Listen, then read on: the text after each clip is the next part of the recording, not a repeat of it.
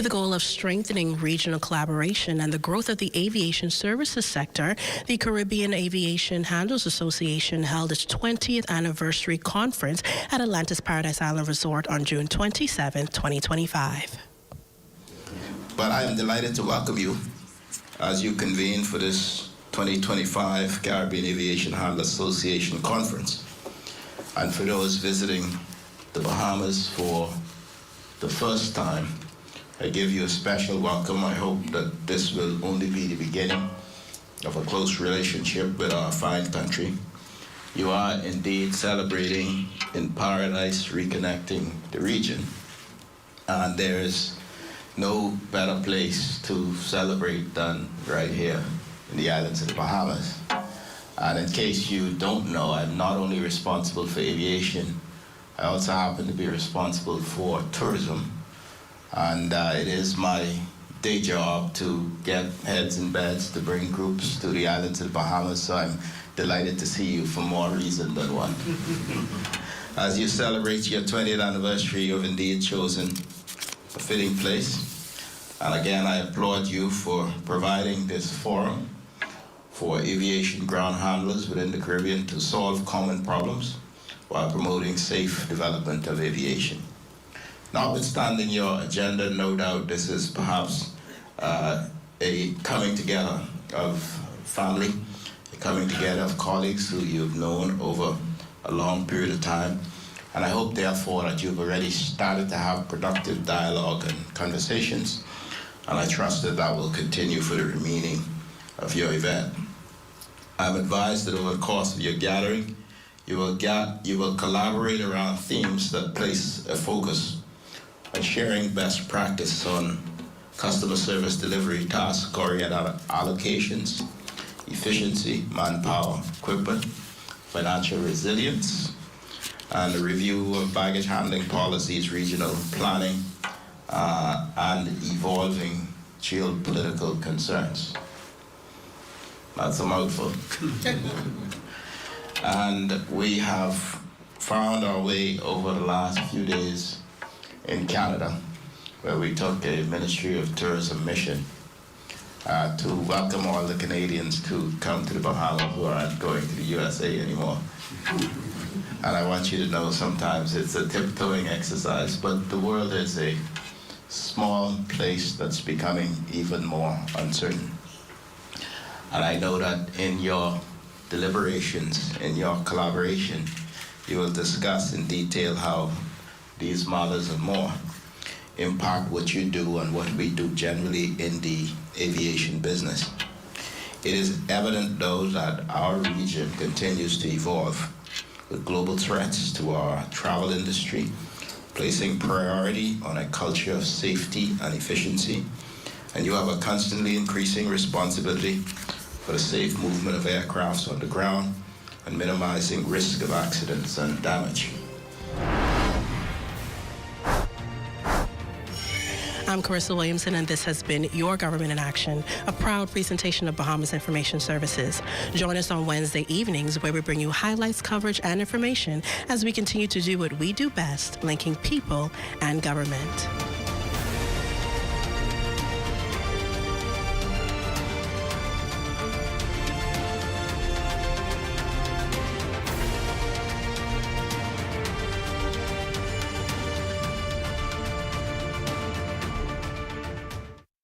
At Rusty Bethel Drive, I'm Paisol Forbes. This is ZNS.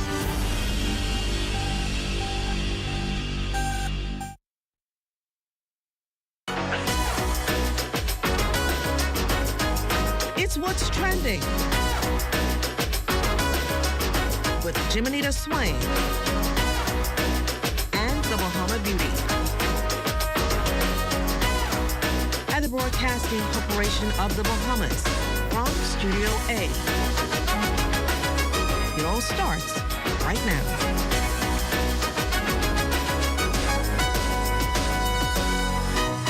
It's Tuesday, July 8th, and you're watching What's Trending, where we bring you the latest trends and hottest news on the people, places, and things you want to know about. I'm Jiminita Swain with all things lifestyle, entertainment, and everything in between. Coming up in today's show, the Caribbean takes on the digital age. Canto is back with its annual conference and trade show right here in the Bahamas. We'll hear how the region is working to build smarter, faster, and a more connected future. Also, if you're passionate about teaching or looking to step into the classroom, don't miss out on our conversation about the upcoming Teachers Job Fair hosted by the Ministry of Education and the Department of Labor. Find out how you can take advantage of this exciting opportunity.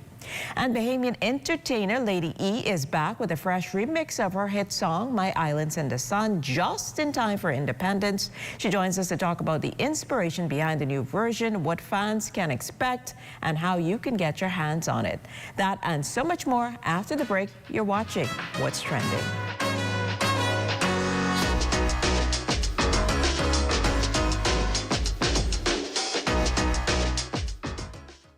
Your home is your sanctuary. The last thing you need to worry about is rodents.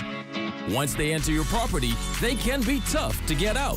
If you're concerned about rodents, call Rent-A-Kill initially. We offer the latest, most effective treatment for safe, fast, and long-lasting results. From prevention to elimination, our integrated approach guarantees protection. For rodent control you can trust, there's only one name in the Bahamas: Rent-A-Kill Initial.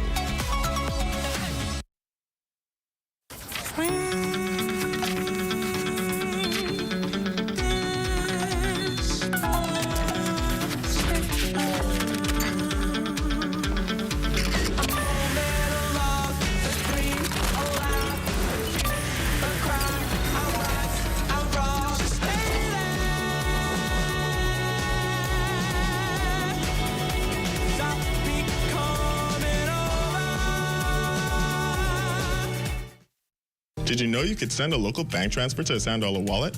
It's the same as sending a transfer to an account at another local bank. Simply use the wallet's 12-digit top-up address as the account number, savings as the account type, Central Bank of the Bahamas as the bank, and $1 as the branch with branch code or transit number 12,000. Don't use urgent or priority delivery. Transfers to $1 wallets are processed through the Bahamas Automated Clearinghouse Network within 1 business day.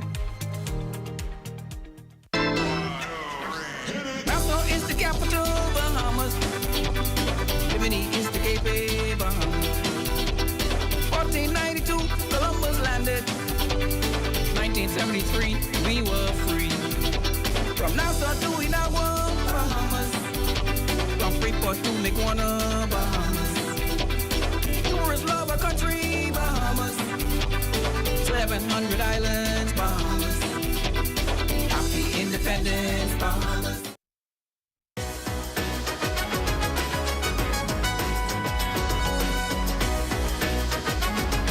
The Caribbean is moving boldly into the digital future, and at the heart of that progress is Canto. As one of the region's leading authorities on telecommunications and ICT, Canto brings together industry leaders, regulators, and innovators to shape the future of connectivity across the Caribbean. With its highly anticipated annual conference and trade exhibition taking place right here in the Bahamas, we're diving into what it all means, from smart technologies and digital inclusion to the vision for a sustainable Caribbean gigabit society. Joining us today to talk more about this exciting event and the major conversations happening around it are our special guests, BTC CEO Samir Bhatti and Deputy Chairman Valentine Grimes, also Canto Secretary General Teresa Wankin. Welcome to all of you to What's Trending. Thank you. Thank you for having us. Well, it's definitely great to have you here with us. Now, let's start with what this actually means and why is it so important. Canto, what is it all about?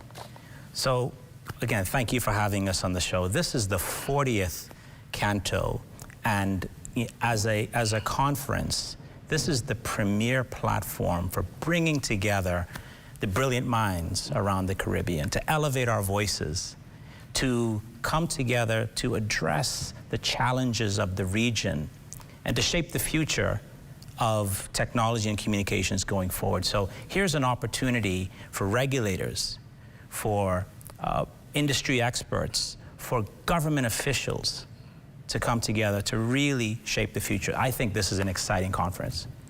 And BTC obviously has had a long-standing relationship with Canto, not just as a founding member, as we all know, but also through its parent company, Liberty Caribbean. Can you tell us more about that partnership and what it means to host this year's conference as we're bringing Canto back home? We are proud to be BTC and our parent company, by extension, headline sponsors for this year's event. And we have sponsored Canto in years past, so this is nothing new to us. But what is new is our name, Liberty Caribbean.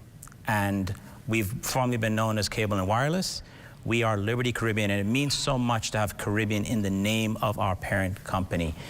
We take very seriously the opportunity and the charge to help and to work collectively with and through regulators, government officials, and industry experts to solve the biggest problems in the region. So we take it very, very, very seriously, and we see this as that opportunity to amplify. We see that as the opportunity to collaborate and engage.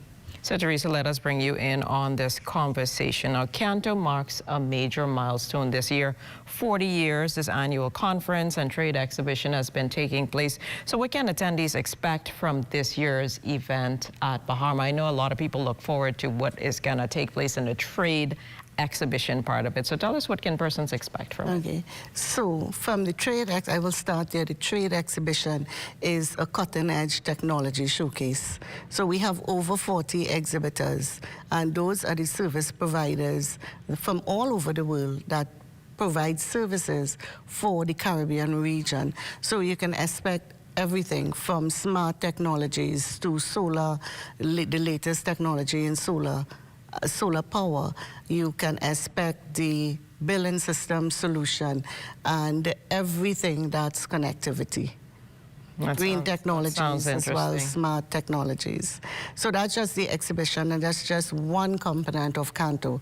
In addition to that, we have the content, which is like all the thought leaders in the industry coming together for 4 days to talk about what's happening worldwide, globally, and how it impacts the region. That sounds interesting. And your theme, towards a unified and sustainable gigabit society. It is ambitious, so what does that vision look like in practical terms for the region? Okay, so as a leading platform for dialogue for the Caribbean ICT sector, there's several things that impact the region, and Canto brings all the thought leaders together. So as far as regulatory concerns, as far as industry concerns, because we have to work together as one platform, as one unified force. Like in the Bahamas, I'm proud to say that we have 2 members here. BTC, one of the founding members, Batelco, at the time in 1985, have evolved. We also have Alive and Cable Bahamas as members, and they all come together, and that's some of the defining things from Canto. We bring everyone, all the stakeholders together to talk about what's happening in the industry and how it impacts us. And Mr. Grimes, if we bring you into the conversation now, this is bringing Canto back home to the Bahamas, and we were chatting earlier. You said when you got a wind of it, how important was it to bring Canto back here to the Bahamas? I think the last time was 2014. You mentioned earlier, Ms. Wankin. And then in our case, the last, I think, 4 years were actually held in Florida. And I could tell you at the conference, as soon as she mentioned it to me, I was not going to let it go. I immediately called the Prime Minister, I immediately called the Deputy Prime Minister, and got their full support. And that was some 2 years ago, and here it is today. We have the conference in the Bahamas, and we are delighted to have them. And as we look to the future of digital transformations in the regions, what role do you see Canto and conferences like this one playing in shaping those policies that you discussed, technology access and innovation for years to come? We see AI and all of these other very interesting tools popping up. Where do you see us heading? Okay, and that's the importance of Canto and these types of dialogue.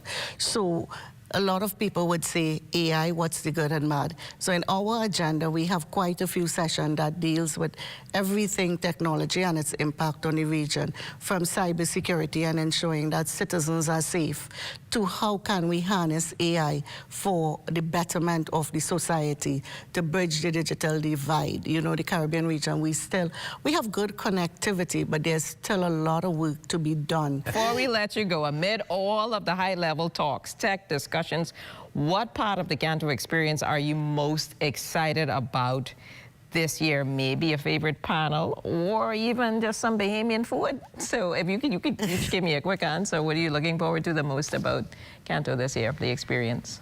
Well, I'm excited for an energetic panel that I will lead on more than mobile. I think mobile is such a key part of our communications infrastructure, and we keep advancing the ball forward. Sounds as it's definitely gonna be. For me, it's everything Canto.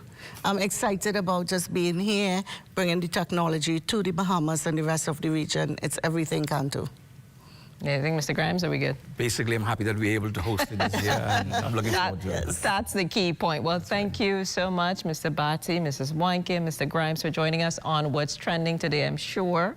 Samir, this won't be the last time you join us on What's Trending, but it's definitely great to have you here with us again. And good luck to Cantor returning back to the Bahamas. Thank you. Thank you. Thank you for having us. Thank you. Well, there's so much more after the break. A job fair just for educators. Find out all the details when What's Trending returns.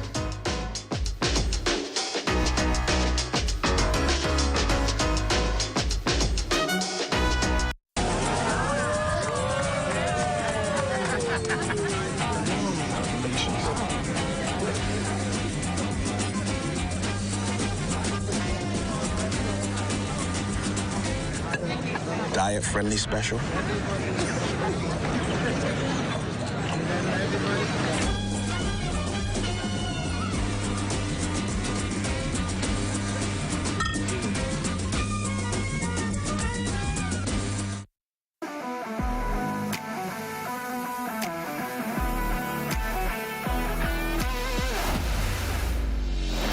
Bahamas Striping Group of Companies, we have been in Exuma now for the past 4 years, carrying out our paving program. A part of our company's philosophy is producing work to international standards. So when you look at our paving division, we have a state-of-the-art lab to do all of our testing in-house, as well as a state-of-the-art asphalt plant with a trained technician carrying out the work on that site. The overall arching goal of our company is to produce the work that we're doing in the entire Bahamas to international standards. We also make a difference by the training of our staff. We have a very intensive training program going on to where we are teaching young men how to learn the art of striping. Being a young man myself, I've made mistakes in the past. I was given a second chance to better my life, and it's only fitting that we pass it along. What's important for us is giving them a second chance for them to get a skill and a career that could take them further in life.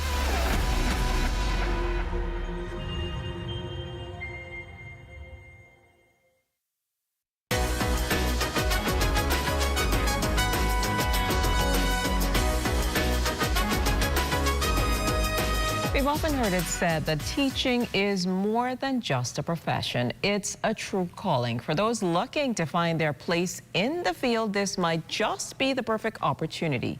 The Ministry of Education and Technical and Vocational Training, in conjunction with the Department of Labor, is hosting an upcoming job fair specifically for teachers.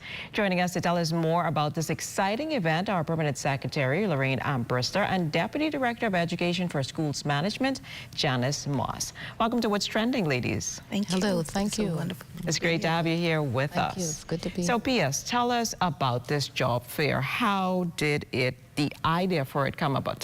How did the idea for it come about? I'm getting a little tongue twisted because we know this. Usually we hear about job fairs, but then this one is geared towards teachers and educators. So thank you very much for the question, Ms. Swain.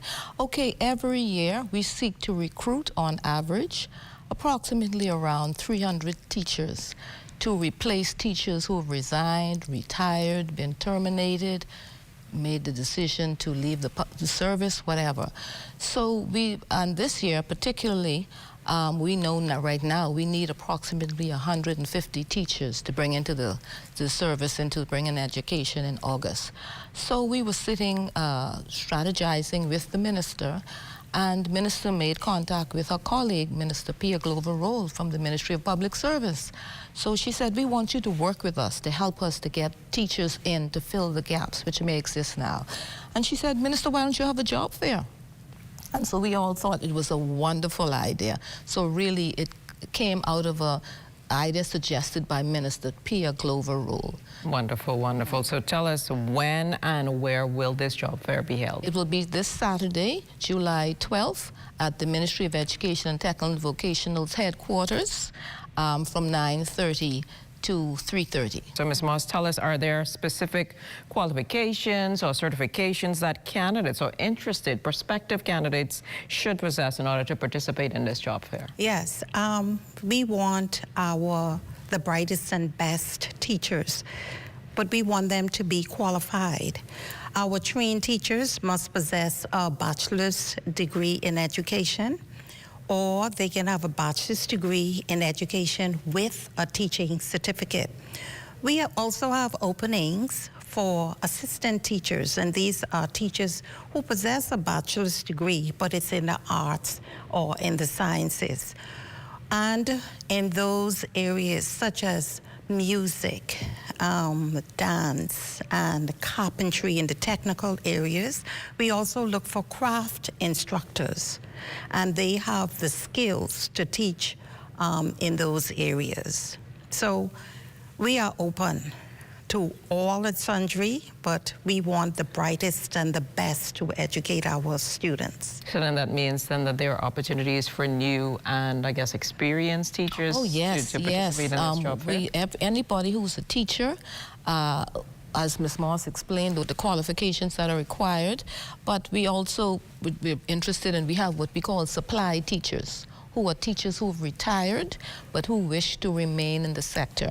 So we are interested in supply teachers. We're interested in other retired teachers. We also need teachers for our family islands. So that is also a particular area of interest for us. And based on what you're saying, it sounds like this job fair fits into the ministry's broader efforts to support education and employment in the country when you talk about what the role the assistant teachers can play from various fields. We recruit from UB, those new teachers coming out.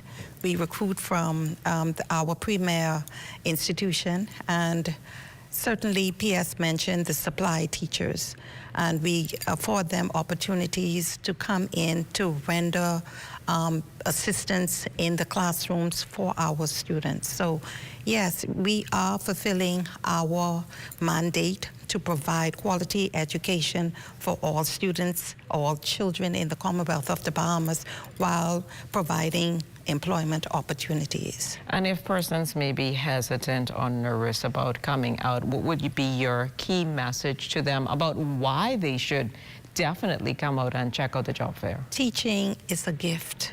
It's a calling. And we want everyone who know that they can offer our children this quality education for them to fill their dreams to being the best person that they can be. You have a role to play. So don't be afraid. Don't be hesitant. Just come on down. We will be at the Ministry of Education welcoming all into the best profession of all professions, and that's teaching. And just remind our viewers, you mentioned the location just now, just the times and what they would need to have with them when they show up. We are at the Ivy Dumont building. That is the Ministry of Education, Technical and Vocational Training headquarters. We will be there from 9:30 to 3:30 on Saturday, the 12th of July.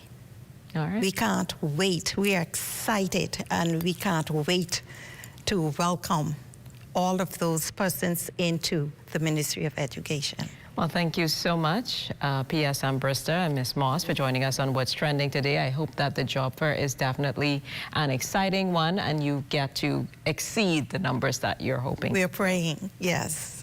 Now, here's a quick programming note for you. The Central Bank of the Bahamas is releasing another insightful episode of Harborside Chats with the Governor this Tuesday, July 8th at 9 p.m.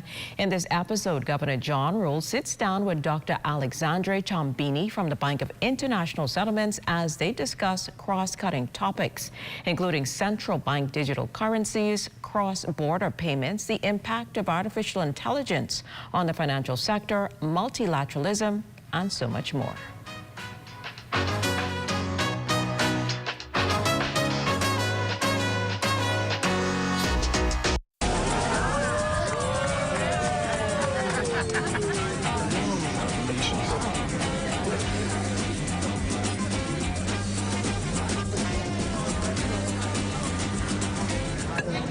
diet-friendly special?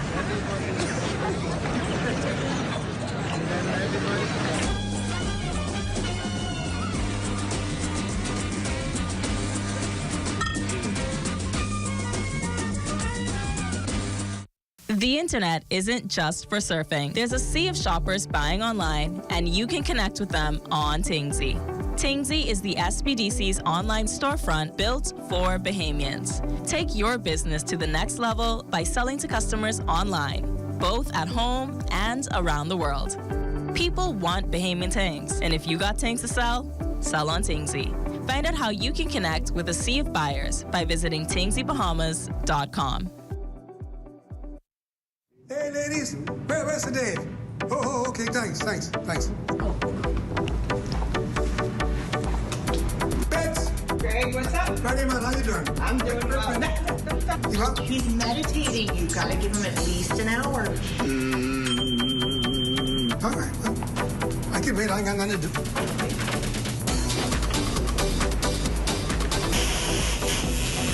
Pin it, I say, now on to independence.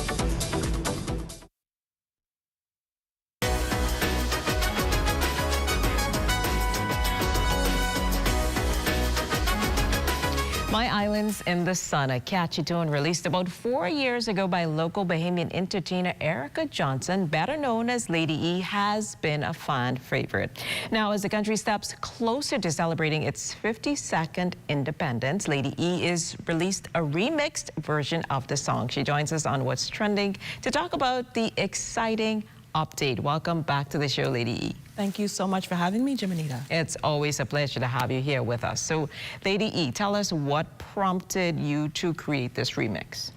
Well, what prompted me to create this remix is the fact that, for me, Islands in the Sun was my sweet love letter to the Bahamas. And we're celebrating our 52nd year of independence. So I thought, what better way than to reiterate how much I love the Bahamas and for people to think about what it is to be Bahamian and everything in the song that depicts that. That was going to be my next question. What can viewers and listeners expect from this new version? Well, when they listen to it, I want them to feel that national pride. I want them to feel the fact that we are the best, you know. So when they listen to the song, to see the colors, to see the vibrant colors, to be reminded that the Junkanoo and what was portrayed in Carnival, we invested a lot of money. So it's something that we need to kind of adopt and take in as Bahamians. And we know that you won the original version. It was created with Ira Starr. Yes. Do you think persons will still enjoy what you did with this update? Oh, yes. Oh, yes. So we shot the video, the visualizer, at Junkanoo Beach, myself and Ira Starr, along with our sponsors, and we just went for it. We had a great time with the tourists who were there on Junkanoo Beach. They dressed up, they got their Bahamian flags, and we just made it fun for everybody. And you and Ira have been doing your thing for such a long time. What was it like working with them on this project overall? Well, Ira is a friend of mine, a very dear friend, so working with him was like second nature. We just gel well together. So creating Islands in the Sun, you know, you hear him do his rap, rakin', scrapin', junkanoo, you know, it brought back a lot of memories. So doing this remix, this visualizer was just a wonderful experience. And what do you hope Bahamians take away from this new remix? I want them to take away the joy. I want them to dance. I want them to sing. I had some kids from the W2 dance troupe. They did their own video with the song. So I want people to take the song and ride with it and definitely promote it all around the world to show people, you know, we are proud Bahamians, and show them what we do, what we are known for. Well, it's always a pleasure chatting with you, Lady E. And now that we have chatted about this song, let's release the final product. Take a look. Winding up and misbehaving. Give me the cowbells, give me the drums. We're gonna party till the morning come. Y'all wind up your waist like you come to mash up the place. It's Bahamian Carnival and I said, my islands in my sun. Carnival time is your time as they come to party. And I said, my islands in the sun. Carnival time is here.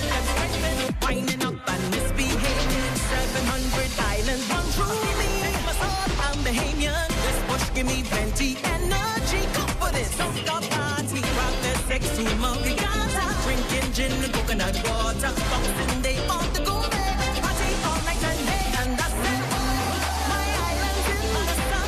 The carnival time is young. Time when we come to party. And I said, my island's in the sun. The carnival time is young. We could be breaking, scraping, winding up and misbehaving. Ah, yeah. Junkanoo. Let's go. Break and scrape and junkanoo. Master roach and bust a move. Grab your pants and say heel and toe. That's how we behaviors go. This we culture proud and strong. Rock the mountains, beat that drum. While your race gal come alive. This carnival junkanoo style. My island's in the sun. Carnival time is young. When we come to party. If you would like to be a part of What's Trending, DM us on Instagram at What's Trending on ZNS.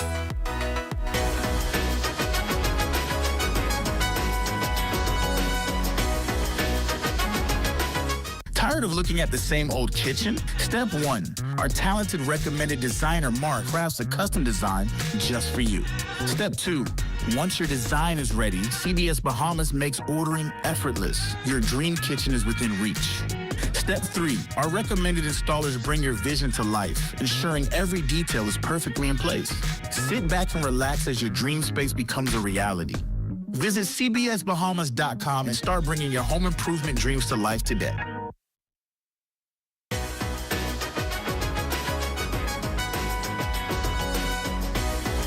Now, this is our last show for the week as we head into the Independence festivities. Be sure to tune into the ZNS Network for live coverage of the Ecumenical Service and the Cultural Show at 7:30 p.m. Wednesday, July 9th. Don't miss out on all of the celebrations.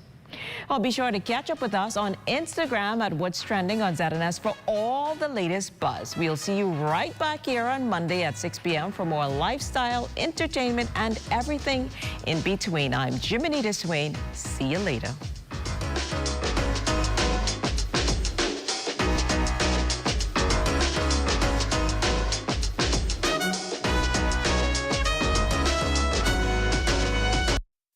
At the Broadcasting Corporation of the Bahamas, I'm Clint Watson, and this is ZNS.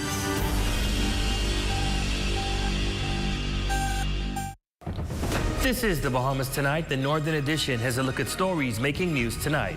A 60-year-old man in custody following confiscation of firearm and ammunition. Also, police needs your help locating these wanted suspects. And a woman is making a desperate plea in what could be a case of arson. The Bahamas Tonight Northern Edition starts now.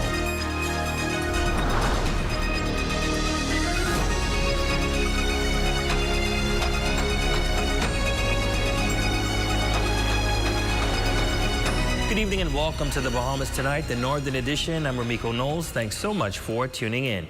Topping news tonight, an adult male is in police custody tonight after officers discovered multiple firearms and approximately 160 rounds of ammunition during a search of his Grand Bahama residence.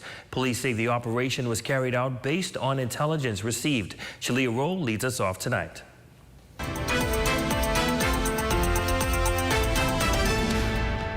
It was a quiet neighborhood in Freeport, but what police found behind one's home's closed doors was anything but ordinary. Tonight, a Grand Bahama man is behind bars after officers uncovered a stash of illegal firearms, including a Draco, a highly powerful semi-automatic weapon known for its compact frame and dangerous punch, along with more than 160 rounds of ammunition.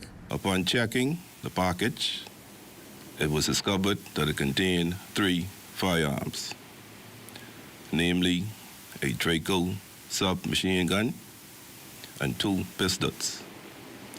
Also, an assortment of ammunition for these 3 weapons, totaling 160 rounds of ammunition. Chief Superintendent Will Hart, officer in charge of crimes and operations in the Northern Bahamas, says that an adult male is in custody assisting with investigations.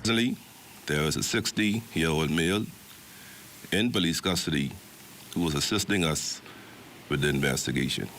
Superintendent Hart is also making a direct appeal to the public, urging anyone with information that could assist in this investigation to come forward. I make an appeal to the members of the public that if you have any information of anyone who is responsible for the importation and possession of these firearms, to contact the police immediately. For the Bahamas Tonight, the Northern Edition, I'm Shalia Rowe. Thanks, Shalia. Well, police on Grand Bahama are investigating an industrial accident that resulted in an explosion at a business establishment along Queens Highway Monday morning, leaving 2 men hospitalized. According to initial reports, the explosion occurred around 9 a.m. as 2 male employees were conducting routine maintenance checks at the facility. Now, during the checks, an unexpected blast rocked the site, triggering an emergency response from both police and emergency medical services. The initial report is that 2 workers off that industrial site were doing some welding when the tank that they were welding apparently had some explosion, which would have caused some injuries to one of the males, left side of his head, and the other male to the right forearm. At present, they were both transported to Durand Hospital for medical attention. Meanwhile, police are also busy searching for 38-year-old Nelson Denza Mitchell Jr.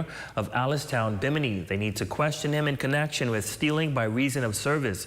Mitchell is of dark-brown complexion, stands 5 feet 9 inches tall, and is heavy built. If you spot Mitchell, contact the Criminal Investigations Department at 350-3106 or 350-3089 or 911. Also from police, officials need your help in finding 42-year-old Malik Onassis Hall in connection with causing grievous harm. Hall is a resident of number 6 Emmanuel Way of New Providence and Holmes Rock, Grand Bahama. Hall is light brown complexioned, stands 5 feet 7 inches tall, slim build. If you spot him, please contact the Criminal Investigations Department at 350-3106 or 350-3089 or 911. Well, tonight on City in Motion, we turn our spotlight to the International Bazaar. Nikira Wilshcombe, Building and Development Services Manager for the Grand Bahama Port Authority, says the once vibrant symbol of culture and commerce in Freeport is finally showing signs of life after years of neglect. And a new agreement between the government and the GBPA could clear the way for its long-awaited redevelopment.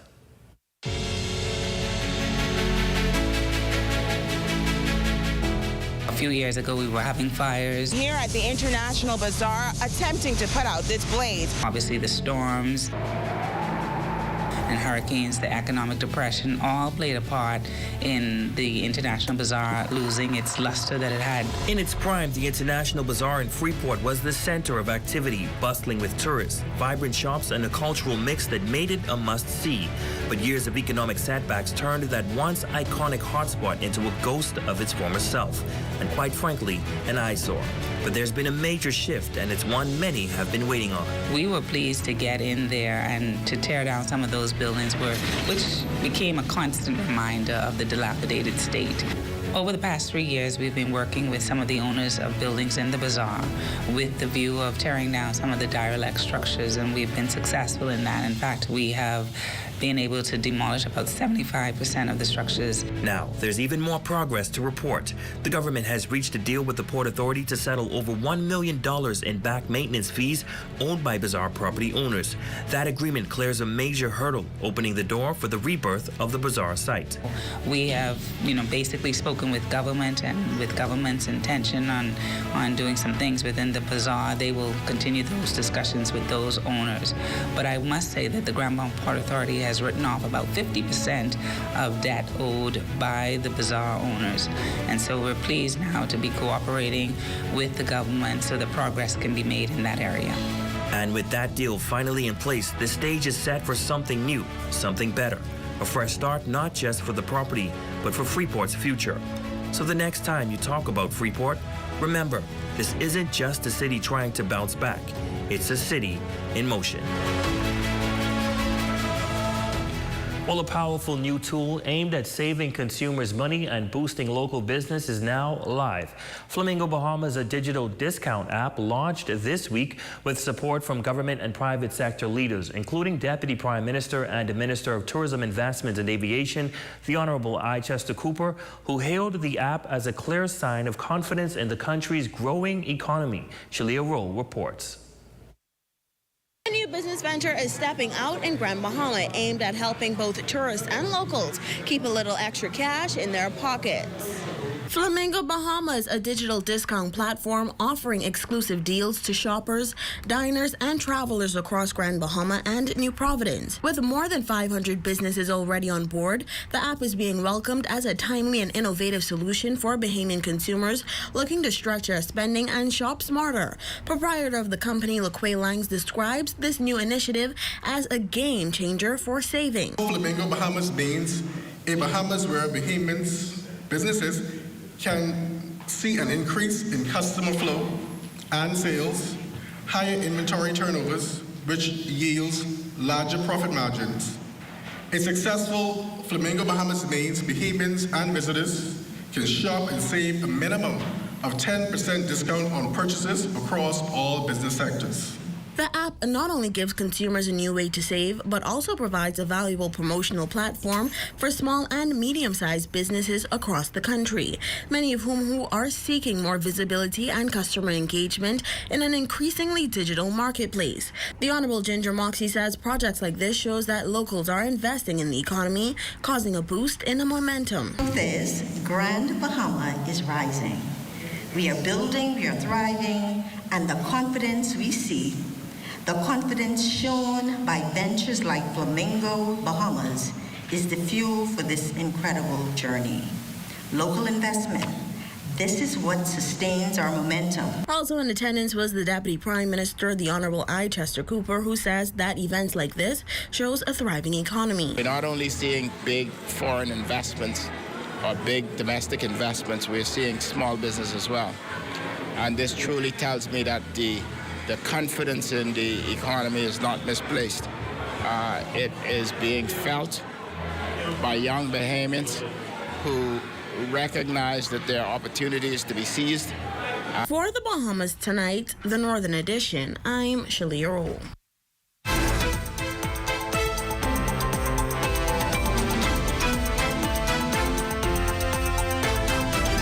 Well, what was supposed to be the final step in bringing her truck back to life turned into a nightmare for a Grand Bahama woman after a fire believed to be arson tore through a junkyard and left 4 vehicles, including hers, burnt to the frame. Now she's seeking answers, justice, and help from the public to start over. Shalia Roll reports.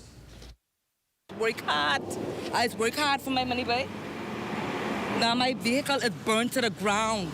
To the ground. A Grand Bahama woman is grappling with heartbreak and disbelief after her vehicle, along with 3 others, was completely destroyed in a suspicious fire that tore through a local junkyard. What was meant to be a fresh new start for her truck turned into a nightmare as it was reduced to nothing but charred metal. The vehicle, which had been placed at the junkyard awaiting a custom paint job, was days away from completion, but on the morning of the incident, she received a chilling call from the woman hired to spray the truck. I received a call from the person who was spraying my vehicle, spraying it over, that they had 3 or 4 vehicles got burned down a couple hours prior to me receiving the call. In addition to her vehicle, 2 other cars on the premises were also engulfed in flames and completely destroyed. While the exact cause of the fire has not been confirmed, the woman strongly believes that the act was intentional. Listen, look around me. This yard is full to capacity, full. This yard is full. The 3 vehicles, one of them was targeted. Which one, I don't know. That's the police job to find out, because around you get cameras. Photos from the aftermath show only skeletal frames of what were once working vehicles. Her truck, a long-awaited project she had poured her time and money into restoring, was among the worst damage. Fox is now appealing to the public to assist her the best they can. Pleading to the public, anybody who would love from the goodness of their heart to assist me in helping me buy back at least something to, get around, because I need a ride to get around. You all know how Freeport go. You could reach me on 816-1977 Wendy Fox. For the Bahamas Tonight, the Northern Edition, I'm Shalia Roll. And still to come. What's trending this Independence holiday? We'll have all the latest looks straight ahead.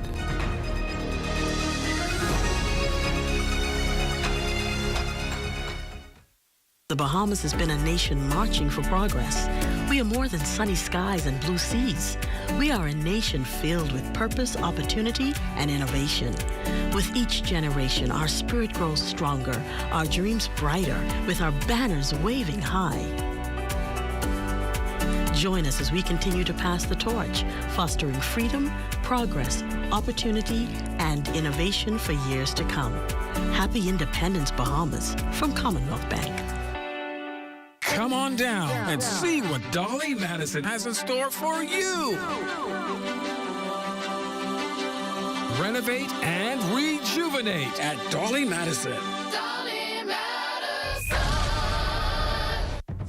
Don't miss the 25% Independence Day sale at Park & Shop this July 7th, 8th, 9th, 11th, and 12th, excluding underwear and red tag items. Let's celebrate our 52nd anniversary of independence at the Cultural Extravaganza on Wednesday, July 9th on Independence Park. Enjoy the all-star Bahamian music lineup, the Royal Bahamas Police Force mini tattoo, Bahamian food, fireworks, and junkanoo. Show starts at 7:30 p.m. See you there.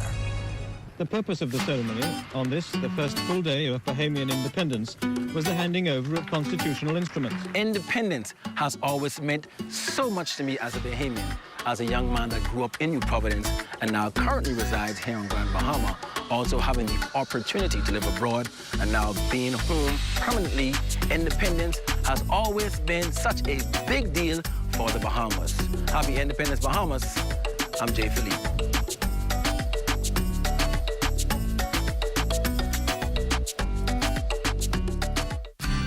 Here are some tips for having your home ready for a hurricane.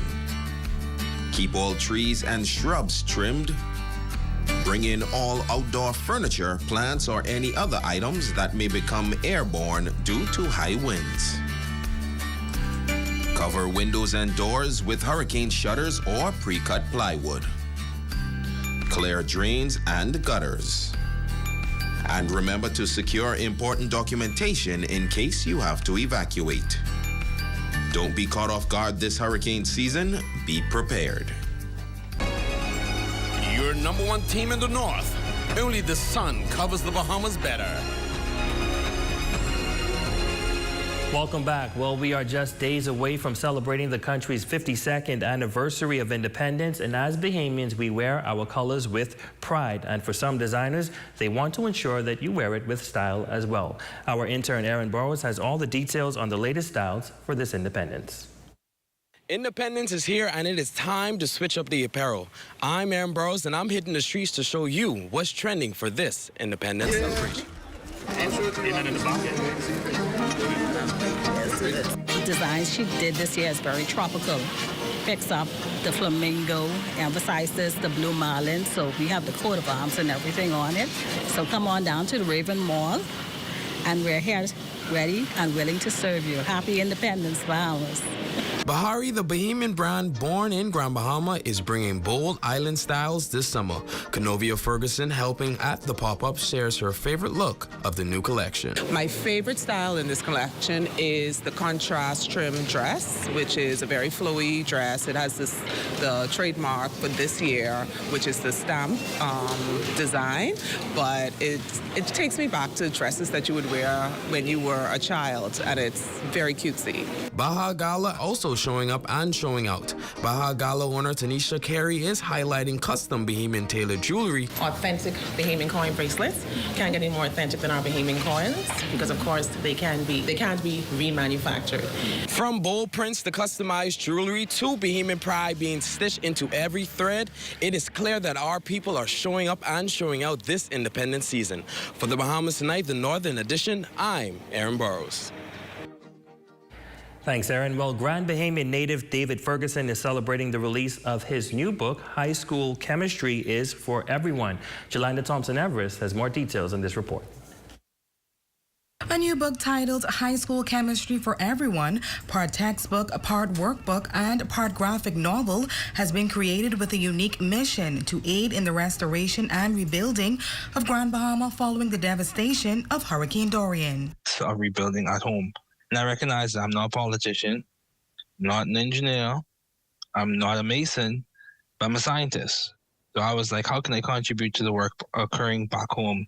So I was like, let me draft the textbook, get a good bit of intellectual support with forewords, and sell the textbook so that some of the proceeds can go back to helping students at home at the local high schools. To keep learners engaged, he blends science with storytelling, using vibrant graphics and familiar Grand Bahama landmarks throughout the book, making science feel both relatable and exciting.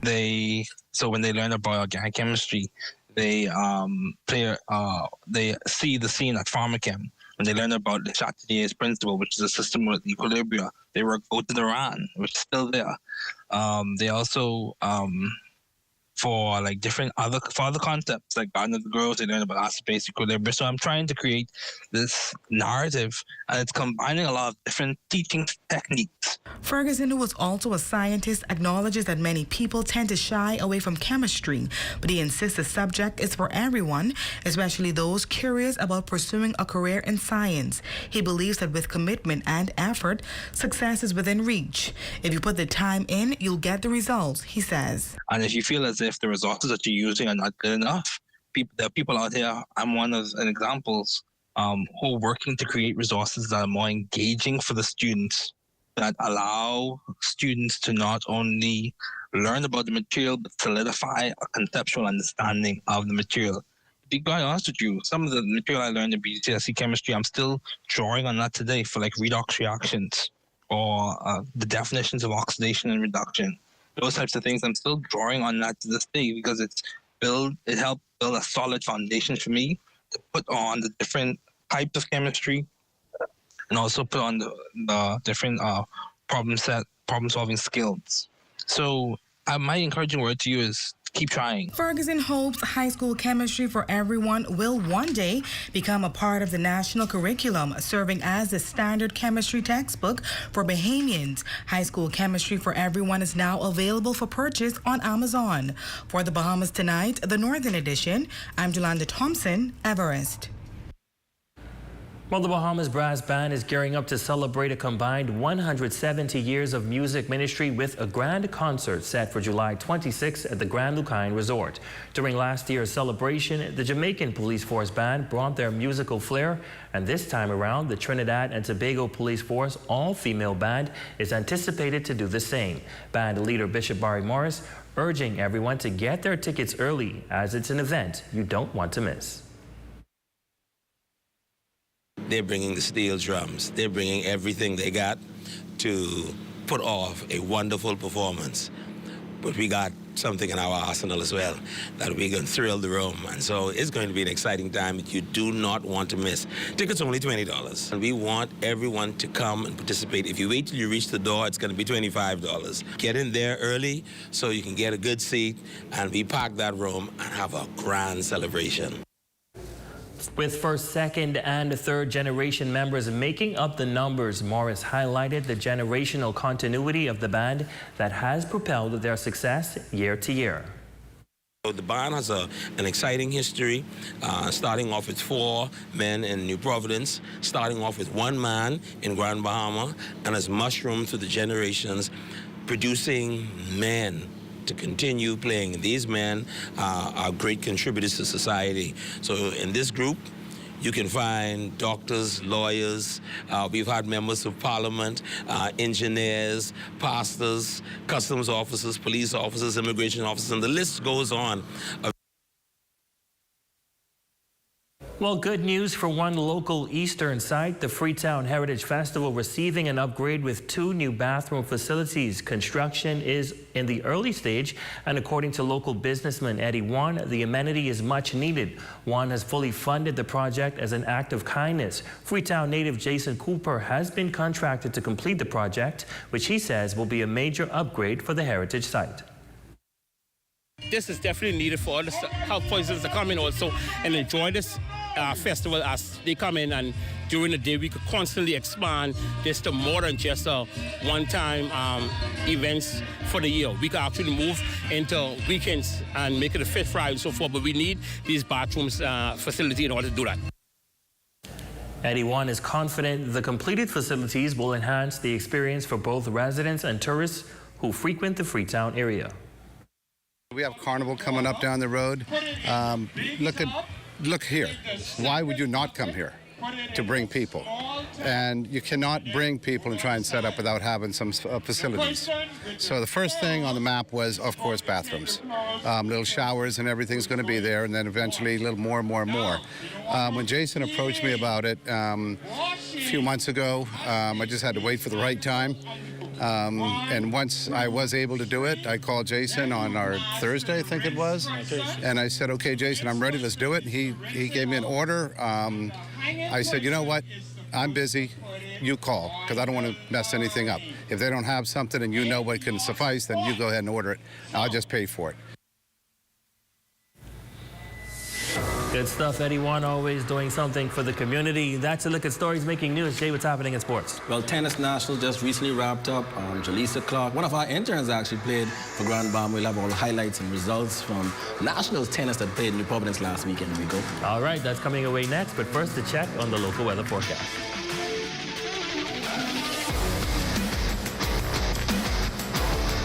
Is brought to you by Royal Star Assurance. 'Cause it's so beautiful.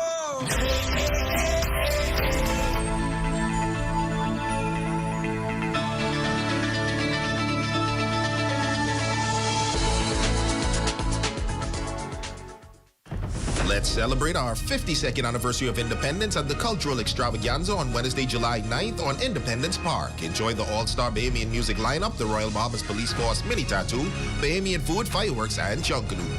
Show starts at 7:30 p.m. See you there. Do you want to find relief from common health concerns such as headaches, back pain, chronic inflammation, and more? How about improved sleep, boost energy, and improve overall well-being? Check out RA Balance Bahamas and get your body into balance with biomagnetic therapy. For all our social links, contacts, or to request an appointment, visit rabalancebahamas.com.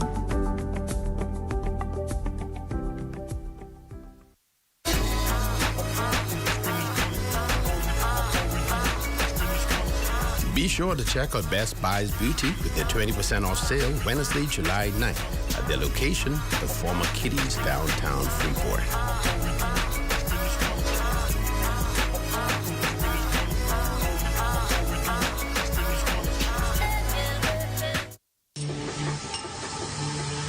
Strength isn't claimed, it's built. At Heroic Concrete, every block is made with purpose, crafted to protect, poured to endure. From ready-mix to premium 8-inch blocks, we supply the strength our nation needs. Proudly made in Grand Bahama, built for hurricanes, built for legacy. Creating products to bring value to our lives and strength to our future. Call 820-4376 or email sales@heroicgrouplimited.com. I am proud to be Bahamian, proud of a people whose strength is as deep as the ocean and whose spirit is as bright as the sun. Being Bahamian is more than just where we're from. It's who we are.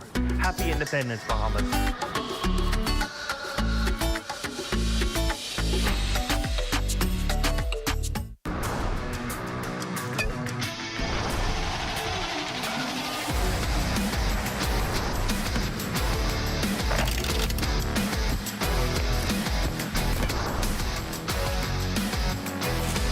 Good evening, ladies and gents. I'm Jay Philippe, and welcome to Sports Top and Sports 2025. Tennis Nationals is officially in the books. The top junior players throughout the country competed in New Providence for bragging rights and national honors. A number of Grand Bahama players were amongst the top finishers at Nationals. The players, they prepared. They went to Nassau and they performed really well. Amongst the boys, we had a couple of outstanding performances. They won a couple of rounds, but in particularly the girls, Jaleesa Clark, she took the girls 18 championship, and Caitlin Pratt was a finalist in the girls 14 and under Tat was the girls 16s finalist, and she had a stellar performance as well. She's training over there in New Providence, but she is a Grand Bahama native, and we still we holding there and there to our programs. Caitlin Pratt was amongst the finalists in the under 14 girls age group. I think I performed really well and that I improved in most of my tennis playing. I think I could have played better. I didn't really play my best, but I still tried. I'm trying to go to a tennis camp in the States and try and improve on some of my work. Fresh from making the Billie Jean senior team, Jaleesa Clark won the under-18 girls national title. It feels good. It's a blessing to finally be done with it. Everybody's getting better and putting in the same amount of work as me, so I can't expect it to just be easy all the time. From the tennis courts to the soccer pitch, the Grand Bahama Soccer Club recently wrapped up its soccer camp for both boys and girls in separate weeks. Visiting player from college, Jasmine Jameson, was back again this year as an instructor. It's really fun. It's fun seeing some of the same girls as last year, and I've been teaching them like juggling and shooting and passing. Some of them have good potential. Some of them want to work hard. They just need to practice more, but they're getting there. They all love it, so that's the main thing, just to love it first. Next in sports, the defending WNBA champions, the New York Liberty, has lost 6 of their last 9 games. Now, Jonquel Jones has been out of the lineup since spraining her ankle against the Phoenix Mercury on June 19th. She is said to be listed out for 4 to 6 weeks. Even with the recent slide in losses, the Liberty still remain at the top of the Eastern Conference standings with a 12-6 win-loss record. Ladies and gents, that's your quick check on sports. Your Facebook friend of the day is next. I'm Jay Philippe. As always, be blessed.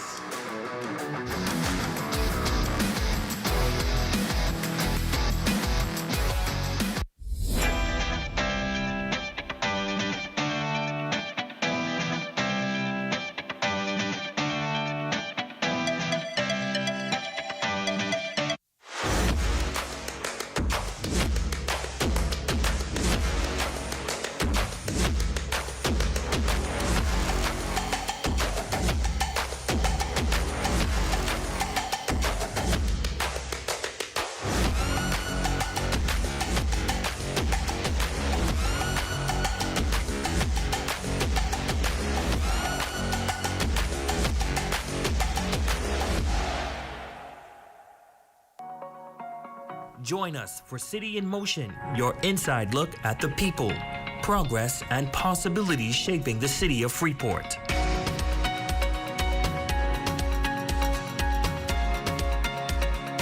Each week, we bring you the stories behind the movement.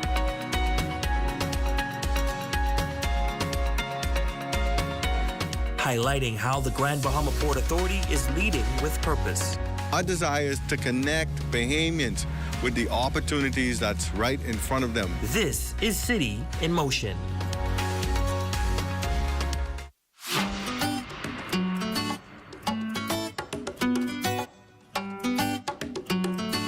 Welcome to the Straw Market, the heart of Bahamian creativity. I'm Delanda Thompson-Everest, and here where color meets culture, every handmade piece tells a story. From straw bags to ambrosia print, this is Bahamian pride on full display. Happy Independence.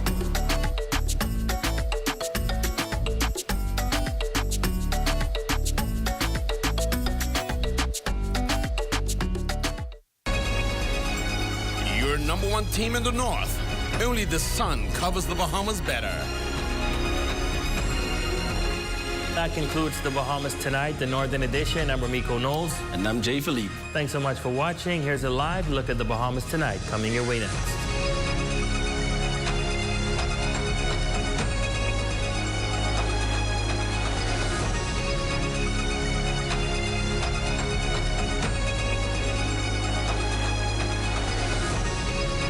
ZNS News is brought to you by the new BTC.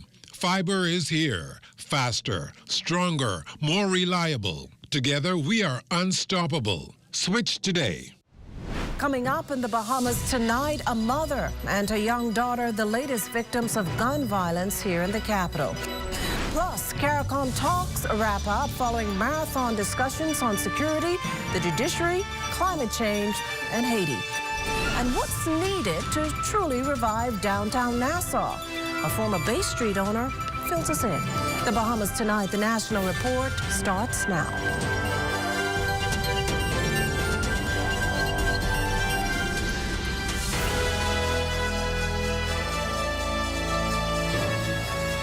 Good evening, everyone, and welcome to the broadcast. Horror gripped the Montel Heights community early this morning, awakening residents with news of a murder-suicide. Tonight, a woman and a young daughter are in hospital, those seriously wounded, lucky to be alive.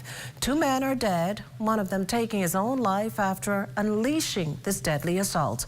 Our Corvell Pyfrom is joining us live from Montel Heights with more on this chilling incident and reaction to the community's reaction.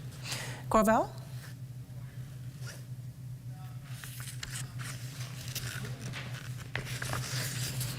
Well, we'll have Corvell Pyfrom later in our newscast. Meantime, police also probing an overnight shooting outside a home in Mason's Addition. But before we get there, that's left another 4 men wounded. We understand the occupants of a white and gray colored Kia Jeep pulled up at a home on Whitfield Road around 9 p.m. and fired multiple gunshots in the direction of a group of individuals on the outside. 4 men, ages 53, 29, 24, and 19 were injured and are now in hospital, 3 in stable condition, the other serious. Investigations continue.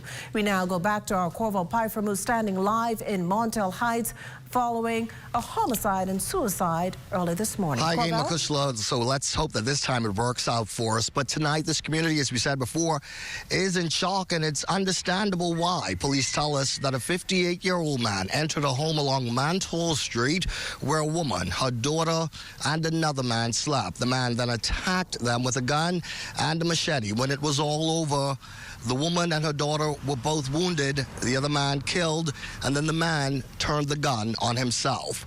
This is a disturbing situation police are warning about. Tonight, residents not willing to appear on camera with us, but we are fortunate enough to have the pastor of the International Revival Fellowship Church of God, Pastor Derek, and First Lady Ferguson joining us here to talk about this disturbing situation. Montel Heights again finds itself beset by crime and violence. Well, our church family are heartbroken by this incident in our community. And we stand with the family of those affected.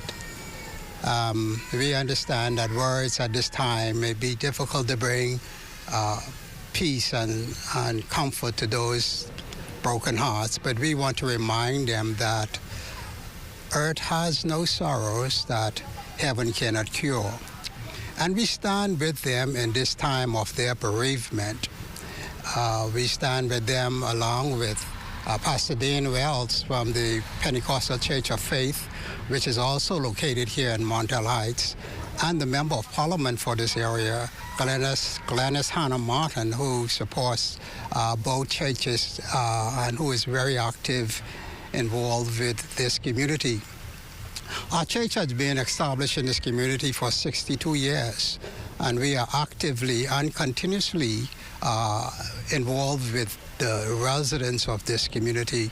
Some of whom are members of our congregation, and we want them to know that God is with us. No matter the circumstances, God is definitely with us. And further, we have mobile our evangelist team, and their intentions are to go to every home, every resident, and speak and pray with them to bring comfort to them in this time of this very difficult time in their lives. At full disclosure, I'm a resident of this community and a member of this church, and so I appreciate you both for joining us here tonight. This is still a tight-knit community, as you've said. Yes, a very tight-knit, family-oriented community. Regardless of this incident, this is a safe community. The residents here are very tight, close-knitted, and family-oriented. which is why police hope that the tight-knit nature of this community will lead to help with this investigation. There's surveillance video, it's disturbing and all that sort of stuff, but the church is here to support, and hopefully residents can lean on each other to get through this very difficult period. Reporting live from Montel Heights for the Bahamas Tonight, I'm Corval Pipe from back in studio to you, Makushla. Well, thanks, Corval. Meantime, this just in, several Paradise Island police officers successfully thwarted a female's alleged suicide attempt by jumping off the Sir Sidney Poitier Bridge just this afternoon. Now, during that encounter that happened around 2 p.m., a toddler was observed in a nearby stroller. Both the woman and the child were subsequently taken to hospital for evaluation. An investigation into the matter is underway. Well, from the horrific scenes here in the capital to Montego Bay, Jamaica, where the issues of crime and violence were heavy on the agenda of regional leaders attending this year's CARICOM Heads of Government meetings. Those sessions ending today with renewed commitment from member states to do more to arrest the plaguing crime wave. Prime Minister the Honourable Philip Davis believes addressing the root causes of violence is where we must start. We have come to appreciate that a lot of it has to do with social issues and the manner in which we would address it. Also looming large in CARICOM discussions is the growing disquiet among the electorate surrounding bail and sentencing, which points the finger at the judiciary. The Prime Minister telling ZNS News today that the consensus is that while the judiciary, like the executive, is an independent body, there must be collaboration. We could be insulated but not isolated. And they had a very comprehensive conversation on that with adoptions of certain initiatives that we should put in place to ensure that there's a coordinated effort, and the executives in the charge of their function of making laws and providing resources to ensure that the judiciary could function appropriately. There was also an agreement to invest more in agriculture in a bid to reduce imports by 25%. All the countries have made significant inroads in that regard. We're going to continue to invest, and this agri-security initiative is being led by Guyana, who's now been deemed to be one of the few countries in the world that is self-sufficient. Then there is the lingering challenges of energy, inflation, and Haiti. In the case of the latter, it's agreed that, yes, there have been incremental changes, but things have not really gotten better in that troubled Caribbean nation. And this against the harsh reality that the multinational security support mission ends in September. According to the Prime Minister, there were also several resolutions on how best to address the climate crisis, an issue that will be further addressed during COP30 in Brazil this November. Well, speaking of climate change, what happens in and to our environment should be of deep concern to all Bahamians, certainly to this group of climate activists who are on a mission to source the necessary tools, including funding, to better help anti-climate change efforts here in the country. Danielle Dean has the story. Protecting the Bahamas from climate change is no cheap endeavor. And this is exactly why stakeholders, the Office of the Prime Minister, the Ministry of Tourism, the University of the Bahamas Chamber of Commerce, and other non-governmental organizations have teamed up to strategize ways to secure climate funding. OPM's climate change advisor, Charles Hamilton. We know that we need to do some work in country to make decision making and to be able to package products in a way that you can fund easily.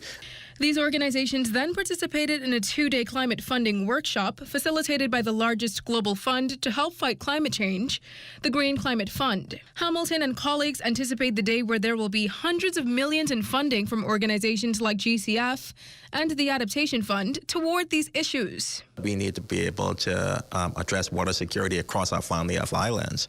We know that being able to generate electricity at a rate that's affordable for people is important. And so, if we want to be able to resolve these particular matters, we need to be able to package these challenges into opportunities. Just a few years ago, the conversation on climate change was still fresh. But Hamilton says, according to recent reports, the Bahamas, when compared to other countries in the region, is on top of its game when taking action against climate change. Our people, we're resilient, we're resourceful, we have a lot of ideas, and I feel very hopeful that we will be able to bridge that gap and help to support the BMA people. Reporting for the Bahamas Tonight, I'm Danielle Dean. Coming up, a pastor weighs in on the proliferation of liquor stores here in New Providence. You're watching the Bahamas Tonight, the National Report. That and more in a moment. Bahamas has been a nation marching for progress. We are more than sunny skies and blue seas. We are a nation filled with purpose, opportunity, and innovation. With each generation, our spirit grows stronger, our dreams brighter, with our banners waving high.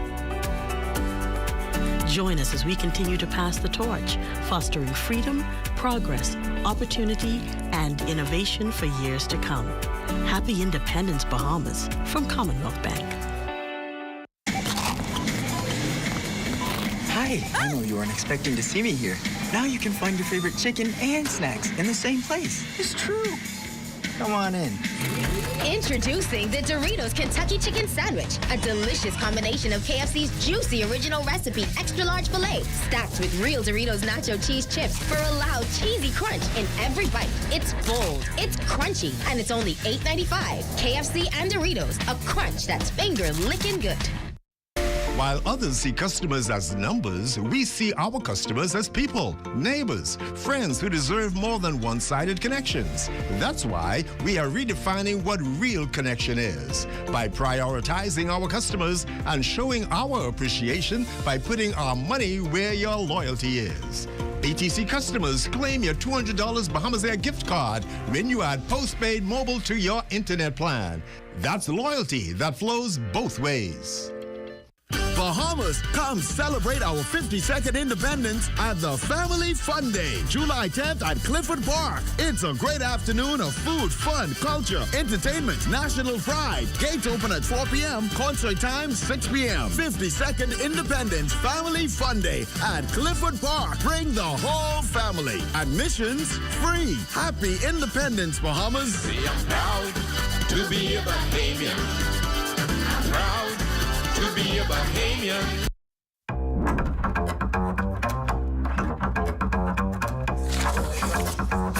Wait. What you doing there? Oh, you didn't know it? Popeye's giving up the $5,000 for summer, dog. Stop that. All you gotta do is purchase a NOLA box, any Popeye's location. You can even enter online to win a NOLA box. What that is? That's a chicken sandwich, 2 tenders, fries, apple pie, drink for $13.95.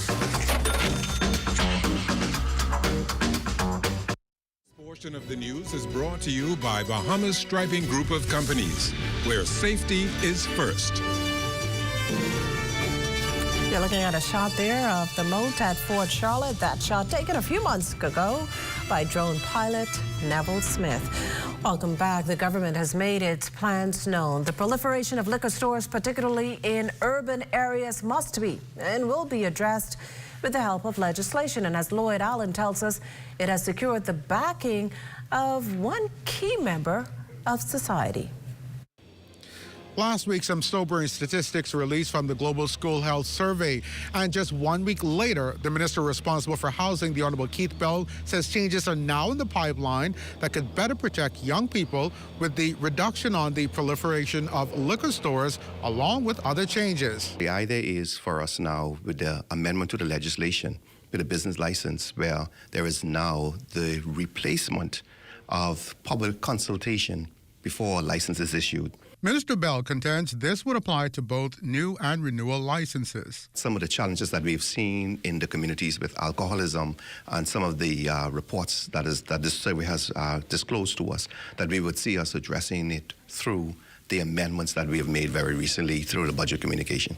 The health report highlights 34% of the 2,231 respondents as regular consumers of alcohol, with 22.3% as likely to engage in negative school, home, or work behavior. Bishop Dr. Stanley Ferguson of the New Free Community Holiness Baptist Cathedral says while this is not an attack on liquor stores, it's an attempt to save our nation's youth. Yes, sir. I do believe that youth, male and female, is at risk now. The Malcolm Road-based senior clergyman disclosed there are a number of liquor stores within walking distance of his church, which he believes is a common occurrence throughout the country. Liquor stores that are being surrounded by churches now is a menace to the society, and especially to our young people, especially these Chinese. They are all over the place and selling cheap liquor. Now, Mr. Bell says those changes will be incremental, but hopes that in the end, all parties will be satisfied in the protection of our young people. Reporting from the Office of the Prime Minister for the Bahamas Tonight, I'm Lloyd Allen. In other news this evening, Labor and Public Service Minister, the Honourable Pia Glover-Rowe, championing agricultural innovation, blue transformation, and youth and women empowerment at the 44th United Nations Food and Agriculture Conference in Rome, Italy. Minister Glover-Rowe, who attended on behalf of the Minister of Agriculture and Marine Resources, participated as a ministerial panelist in the opening day session of the Four Betters Roundtable. Now, at the time, she highlighted the country's approach to achieve better food production, better nutrition, a better environment, and better life for all its citizens. Colleagues, to truly realize the four betters, we believe that the critical components include: one, a simplified and accessible climate resilient financing model that's tailored for SIDS; two, our technical support to scale school nutrition and youth training programs such as the National School Breakfast and Apprenticeship Initiatives; thirdly, greater digital integration in food systems from traceability to marketing platforms; and fourthly, strengthen South-South and regional cooperation, particularly through CARICOM. Now, the minister delivered the statement at the conference's high-level dinner reception on July 1st, supporting Bahamian FAO Ambassador Winston Pinnock's candidacy for independent chairperson of the FAO Council. Well, broadband connectivity, artificial intelligence, and digital network expansion, some of the issues regional telecommunications stakeholders will discuss at next week's Canto 2025 conference at the Bahama Resort. It's the 8th time the Bahamas is hosting this premier regional event. As a founding Canto member, the Bahamas has a leading role in the region's digital transformation. The Bahamas Telecommunications Company, through its parent company, Liberty Caribbean, and Alive are the leading sponsors. BTC CEO Samir Bhatti identified one of the region's telecommunications challenges that will be addressed. Every 10 points in broadband penetration in this region will drive 2 to 3% GDP for that nation. That's digital equity. And I think driving broadband continues to be the drumbeat. I think the future of mobile, we should think about that collectively. We have 5G in parts of the Caribbean, and we'll talk about that. We'll be very open. I think there's also, from a regulatory standpoint, it's all about how can we work with and through our regulators to get to a more fair playing field for all of us.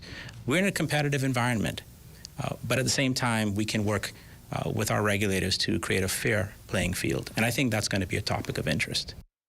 Prime Minister, the Honourable Philip Davis, and Prime Minister of Grenada, the Honourable Dickon Mitchell, are headlining Canto's 40th annual conference under the theme Towards a Unified and Sustainable Gigabyte Society. The region's youth is paramount to Canto's development.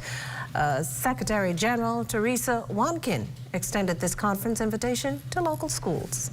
Tertiary schools in Bahamas can send 10 students to the conference. They get to touch and feel the technology, to mingle with the industry leaders, and to just be there throughout the course of it. And I hope the schools take up that offer, because it's really a good place to come for, especially an ICT student, to come and see the technology that they're learning about in the universities. Well, successive governments have all faced the same challenge of injecting new life into the city center, be it with the rebirth of nightlife or the removal of ruined, abandoned buildings that have long become eyesores. But according to the man who once headed the Downtown Partnership Committee and former Bay Street business owner Charles Colnares, a missing element in downtown Nassau right now is residents. You're not going to have a 24-hour living city unless people live in the city itself. We can talk about restaurants, we can talk about having music clubs or what have you, but unless people live downtown, you're not going to see the progress that's necessary to make it a real city. If you have people living downtown, it's automatic to have a little grocery store or to have a barber shop.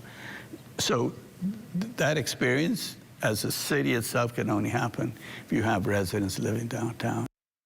That then begs the question of whether Colnares is happy with what's taking place right now.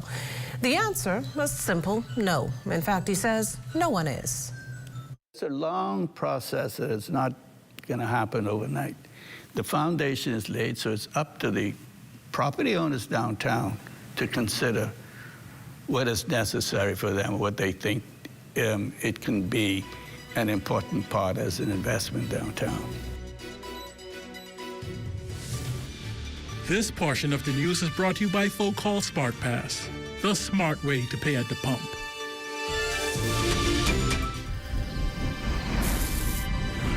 In 2010, a grant helped Bahamas Striping group of companies get started. Today, that seed has grown into a national force, building roads, airports, and brighter futures.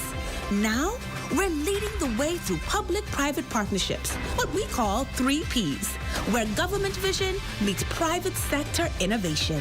3Ps empowers local subcontractors, giving them the chance to bid. And with every contract, we're putting money directly into communities, creating jobs, supporting families, and fueling growth. From roads in Eleuthera to community centers in the inner city, we're not just laying asphalt, we're laying foundations for financial opportunity.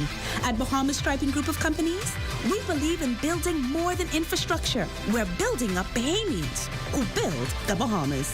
3Ps, public-private partnerships for people, progress, and prosperity.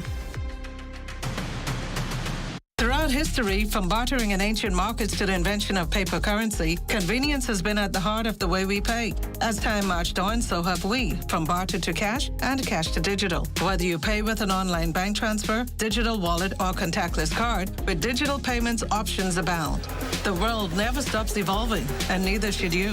Choose freedom, choose flexibility, choose convenience. The future of pay is digital. Visit us online at livedigitalbahamas.com and on social media. Are you straight? Bro, I ain't getting no service. I can't make no calls. I can't post nothing on my stories. I don't get it. Wait, you on a live?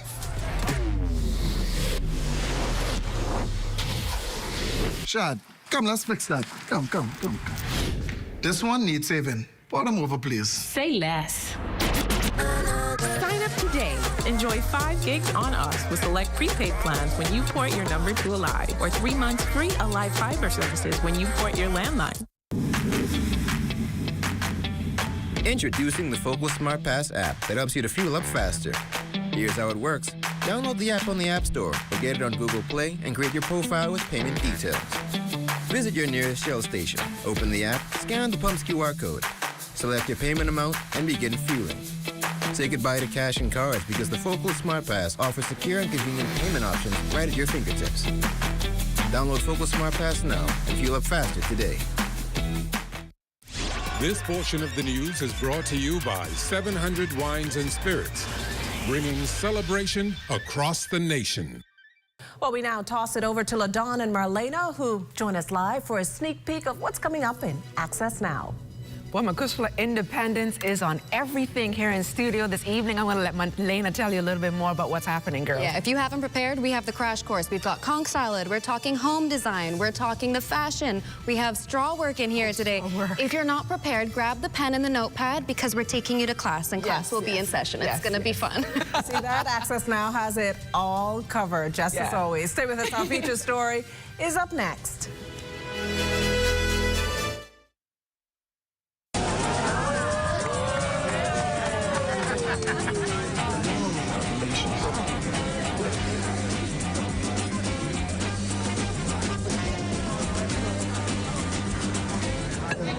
diet-friendly special.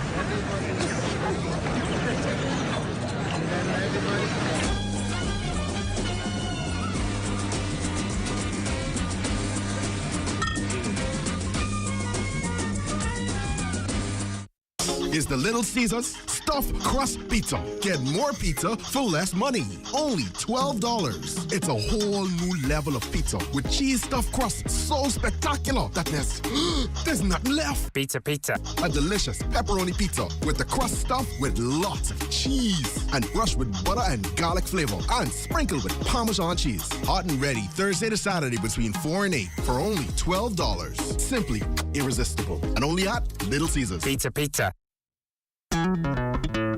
Throughout our lifetime, we must all make decisions. No matter how we choose, the right one just needs to be made. Like having J.S. Johnson Insurance Agents and Brokers as your insurance partner. We've been serving the Bahamas for over 100 years. Whether you need home, motor, marine, or commercial insurance, make the right decision. Call 397-2100 or visit jsjohnson.com. JS Johnson Insurance. Peace of mind.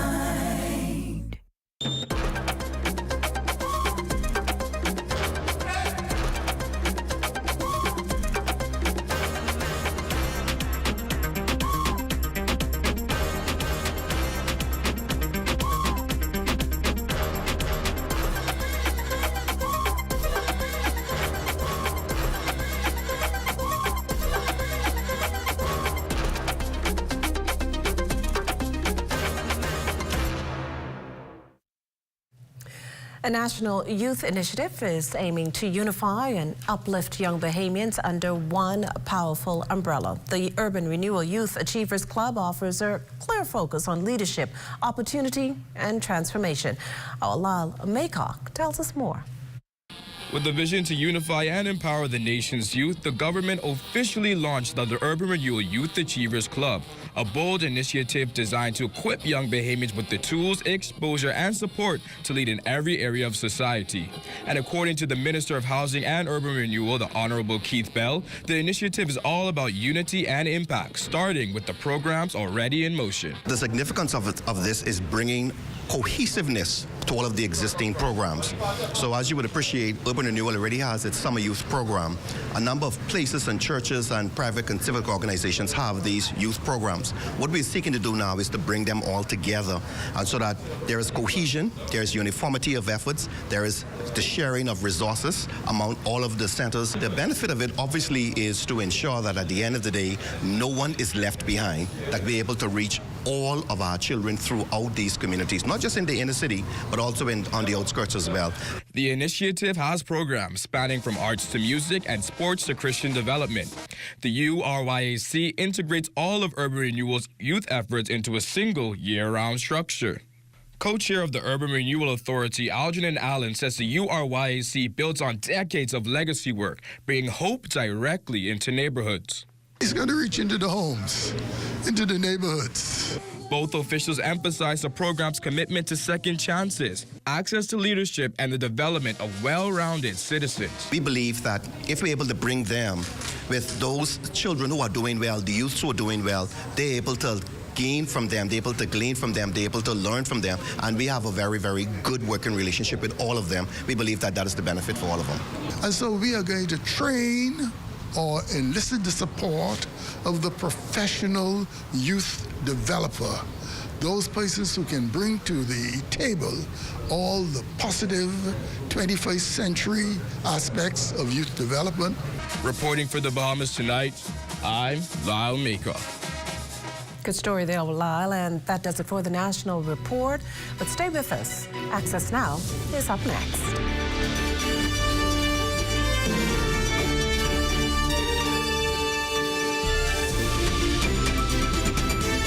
Hey, ladies, where's the Dave?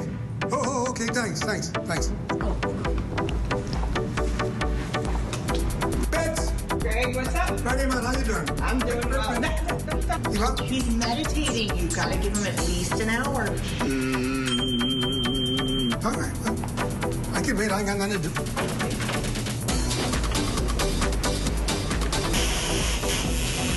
Been pimping it, I say, now on to independence.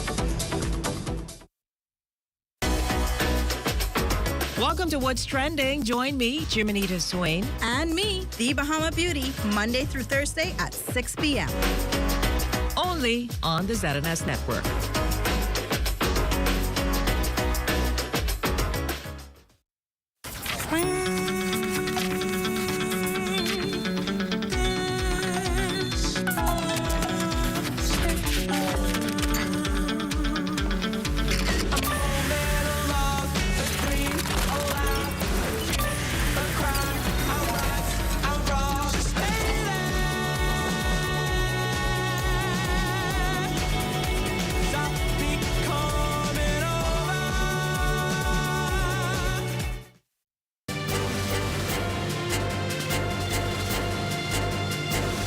Bahamians showing national pride full throttle. Black, aquamarine, and gold isn't only for clothes. Check out Lloyd Allen's story ahead on Independence Home Decor. And speaking of our flag colors, LaDawn catches up with Vita Ko Fashions for Independence, so stay close for that.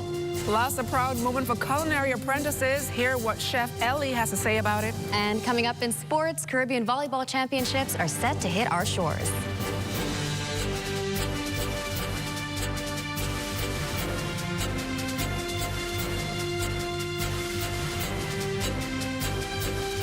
The Bahamas Tonight Access Now starts now. Good morning, everyone. I'm LaDawn Davis. And I'm Marlena Leonard. Welcome to the Bahamas Tonight Access Now.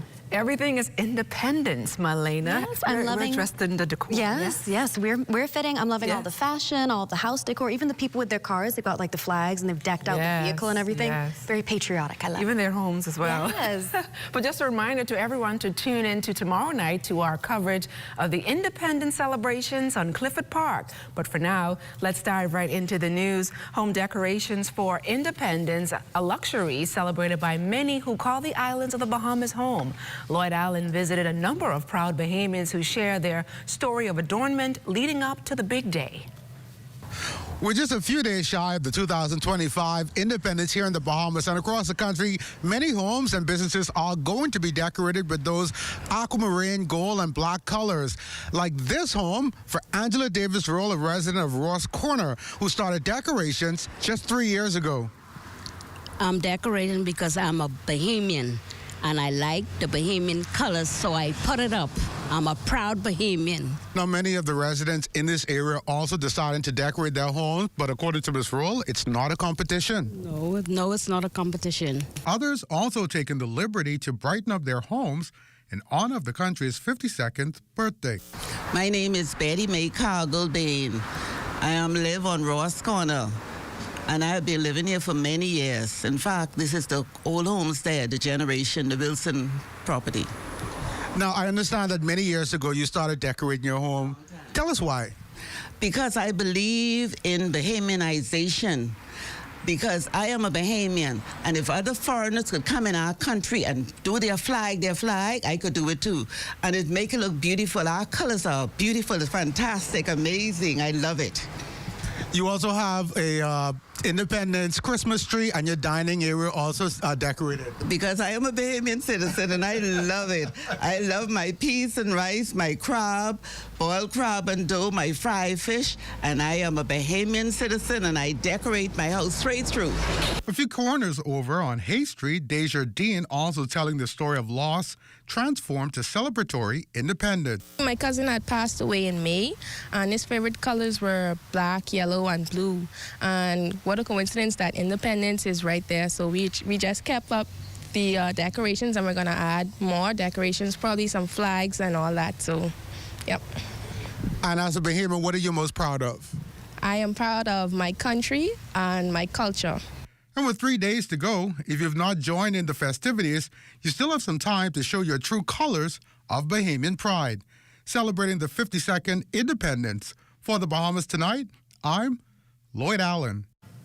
Thanks, Lloyd. Well, just 2 days to go before Bahamians show off and show out in their aquamarine, gold, and black attire at various family events and parties around town. But if you're still unsure what you want to wear this Independence holiday, we might have an option for you to consider. LaDawn gives us an inside look at the Vita Ko Fashions. Infusing a one-of-a-kind design that features the art of jonquillo, hibiscus, the conch shell, flamingos, pineapples, coconuts, the clear blue skies, and the national flag onto beachwear and activewear is what makes the Vita Cayo brand so unique and a must-have by visitors and locals alike. Ethan Biggs, a cruise ship passenger from Connecticut, says he brought his family to see and feel the quality of this Bahamian brand for themselves.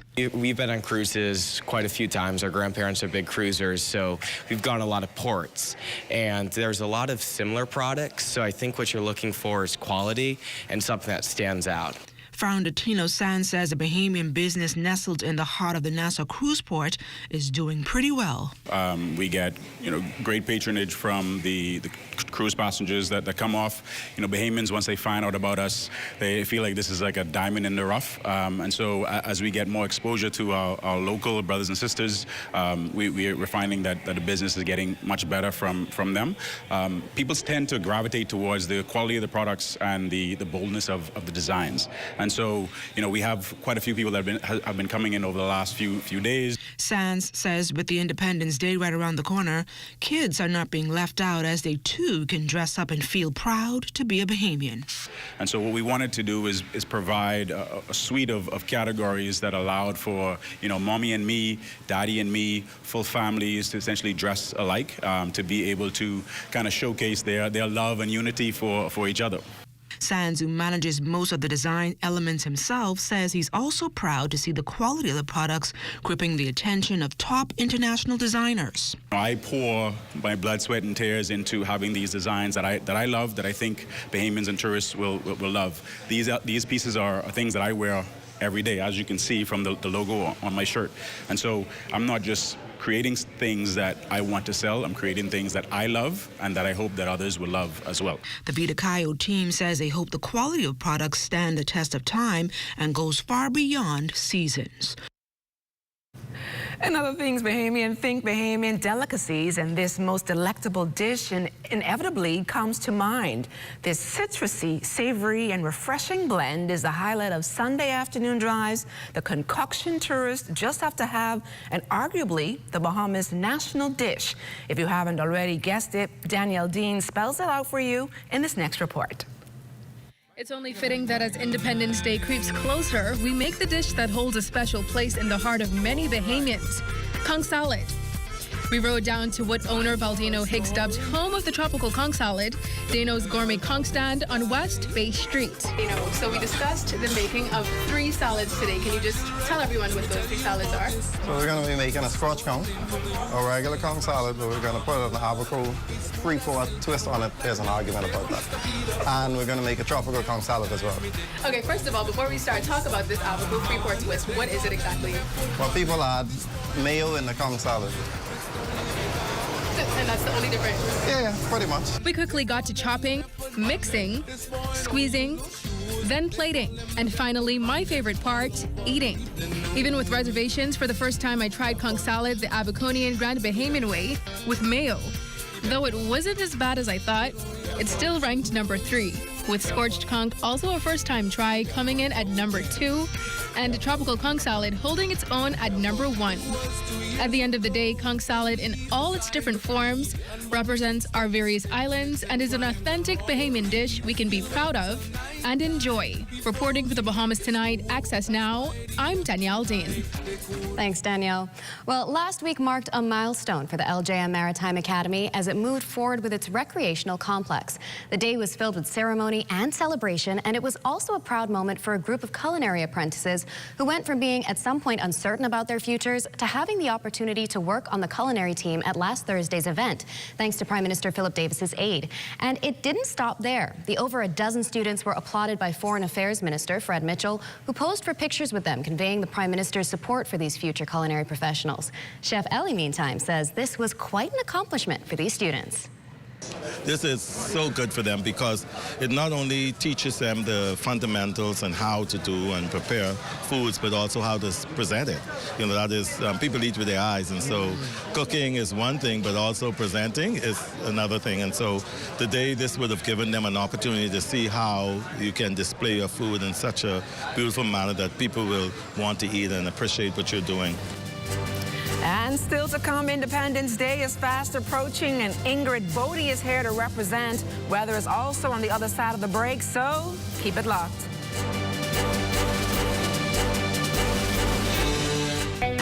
Hi, I'm Melissa, and I'm a survey enumerator with the Bahamas National Statistical Institute, or BNSI. For the next few months, we will be conducting the Household Expenditure Survey on various islands. You might be wondering, why is this survey important? Well, it helps us to determine the poverty line and assess how to ensure everyone has access to the basic services they need. This information is used by the government, businesses, researchers, and students to make informed decisions and plan for the future. We know that your time is valuable, which is why we've made the survey as simple and easy as possible. And don't worry, all your information you provide is confidential. Your participation will help us gather accurate information that will benefit everyone in the Bahamas. Thank you for your cooperation and being a part of shaping the future of the Bahamas.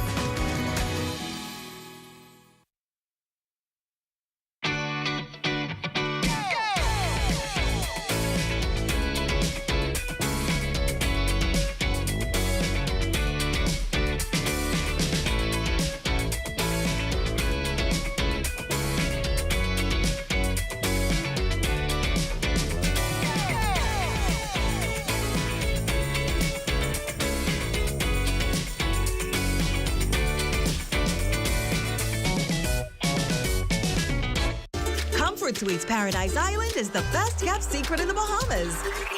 Located directly next door to the Atlantis Resort, you'll receive all the privileges of an Atlantis guest with all the benefits of a Comfort Suite stay. Enjoy everything Atlantis has to offer, including Aquaventure Water Park, plus all the amenities of Comfort Suites. Free Wi-Fi, free breakfast daily, and kids stay, play, and eat free. Visit ComfortSuitesPI.com.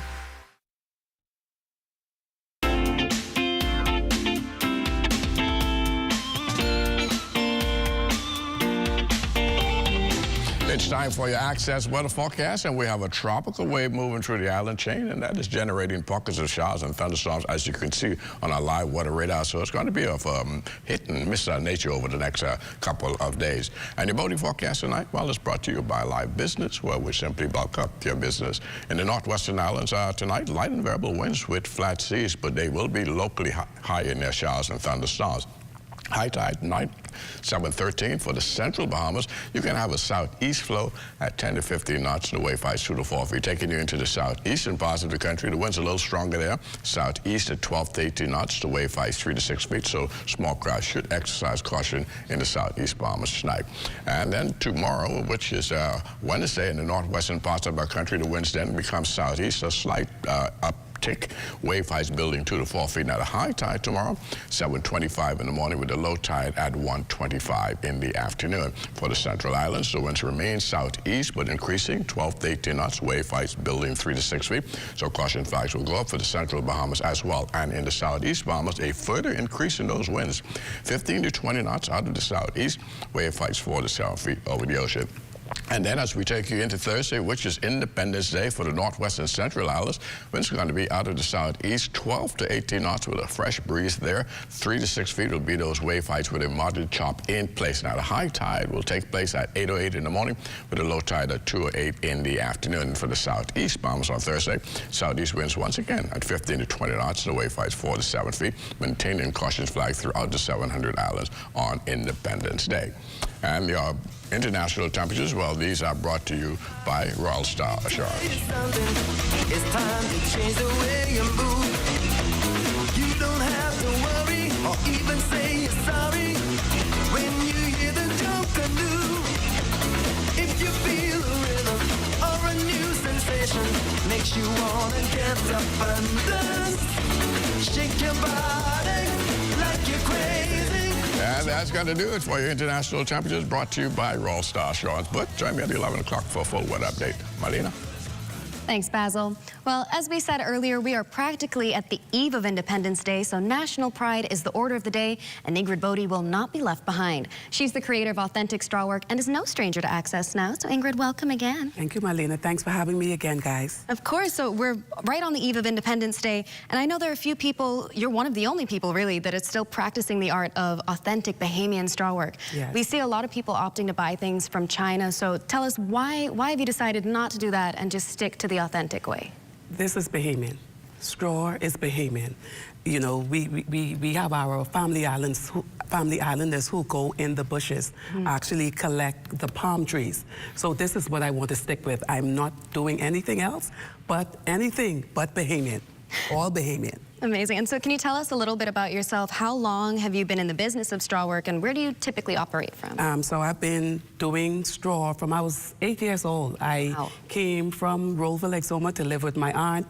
She was in Teachers College, so I had to help her with her work in order to get my lunch money.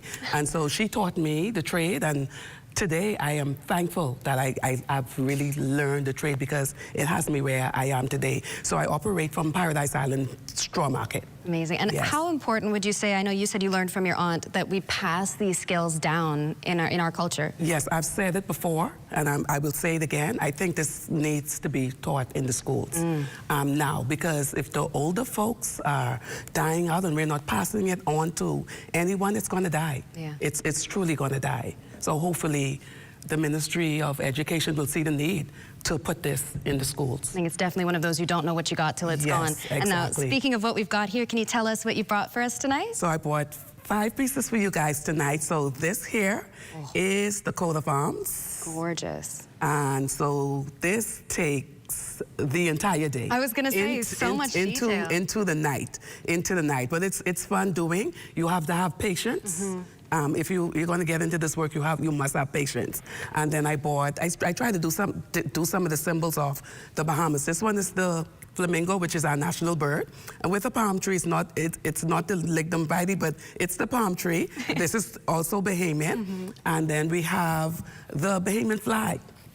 And so I put a sun on the top of the flag. Lift up your head to the rising sun, Bahama land, yes. And then this is the national flower, the yellow elder, and then we have the blue marlin. Gorgeous. We have the blue marlin, our national fish. The grouper is not our national fish, guys. My fellow Bahamians, the grouper is not our national fish, it's the blue marlin. And so we have the blue marlin depicted on the bag as well. Absolutely gorgeous. And so these designs are so lovely. What process do you sketch it out first? Do you have to sketch it on the straw? How do you get to this point? Yes, I do. Something like this, you cannot freehand. Right. So I would have a copy made, place it onto the bag, and just work over the copy. And so it's Independence season now. How has business been? Business has been good. I work from 2 places. 2 days a week I go someplace else. So it's really, really been good for me. And it's been good for me. Have you noticed any particular favorites or more popular design this season? Listen, this one here, the blue marlin. The blue marlin. I have somebody waiting for this for tomorrow. So they want this one. I was working on this today, and they was like, please don't sell this one. I'm coming back for it. And the Bahamian flag, our flag is one of the favorites. Our flag is one of the favorite ones as well. A classic. But this. That one stole my heart the moment I saw it. Yes. Absolutely gorgeous. This is absolutely one of the favorite ones of my customers. Amazing. Yes. And so if anybody has like a last minute thing, how would they be able to reach you? I'm on Facebook. I'm on Instagram, and you can find me at the Paradise Island Straw Market. Just come over PI. I'm at the Straw Market every day from about 8 to about 6:30 in the evenings. All right, well, thank you so much, Ms. Bodie. It's been a pleasure, as usual, to have you on our show. We know you're no stranger to us, so hopefully we'll have you back in here soon. Maybe you can show us the ropes. Of course. Thank you again for having me, Marlena. Always. And as for us, it's time for us to check in with ZNS Total Sports to see what's on tap. The Bahamas set to host the Caribbean Volleyball Championships. Details of that story and more coming up in sports. Come and visit us at Shop Smart, 'cause everything is here. Yes, we have it all for for you. Toys, clothing, office supplies, appliances, custom cut blinds, bedding, drapes, and rugs. Come and visit us on Mackey Street, 2 blocks down from Wolf Road. Call us at 698-1052. Smart. Oh, everything is easy.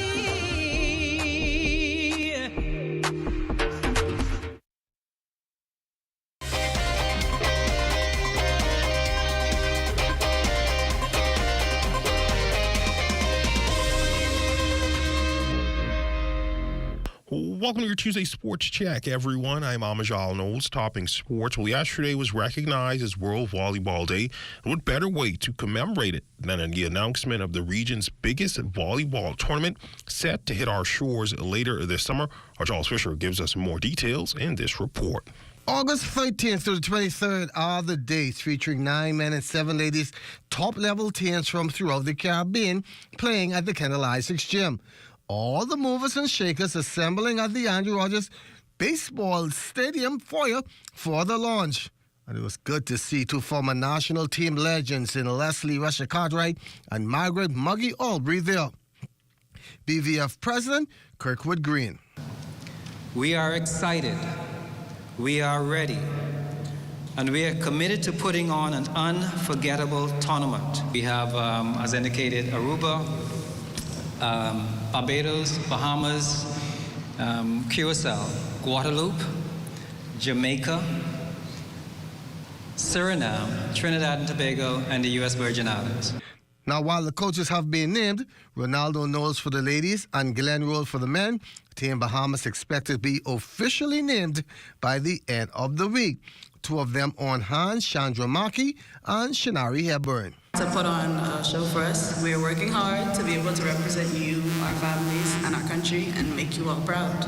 Going to tournaments and just seeing how host countries, fans, and would just come out and support, especially when they win. I want that to be us. I've already made a proclamation for those of y'all over there, and I told the president of Kosovo, well, I asked him what would happen when we win. I asked him what would we get when we win, which tournaments did we qualify for. He called me a bit optimistic. I feel like it's not optimism. There's nobody in the country that could beat us. From any country that could beat us. This year's competition is going to be at home. So it's a personal thing to me because I played in 06 when we was here. And we didn't have such a good tournament. So for me, I hold it near and dear to me that we're going to come out successful in this one. The championships also will serve as a qualifier for the Nausicaa Continental Championships in 2026. For ZNS Total Sports, I'm Charles Fisher. And that's all the time we have for you for sports on this Tuesday. Until tomorrow, I'm Amajal Knowles, signing out.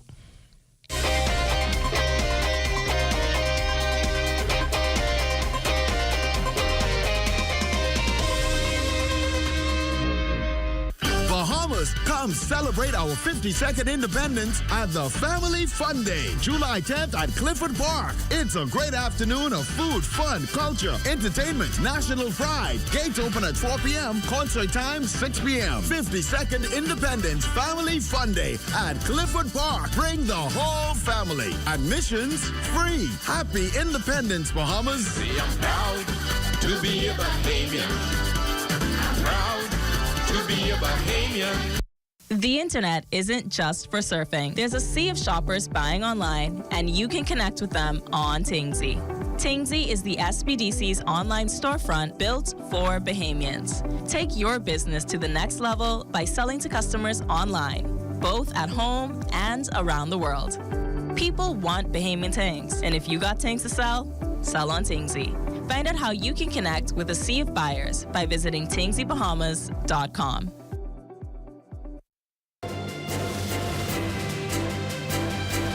Welcome back. Our drone pilot, Mr. Kyson Miller, has chosen to fly over our national treasures because of independence. You're looking at a shot of historic Fort Montague, located in eastern New Providence. The fort was built in 1741 by Peter Henry Bruce to defend the British possession from Spanish invaders. Whew. Gone are the days of swashbucklers, invaders, and pirates. Let's take a flight down to Andros. Let's go.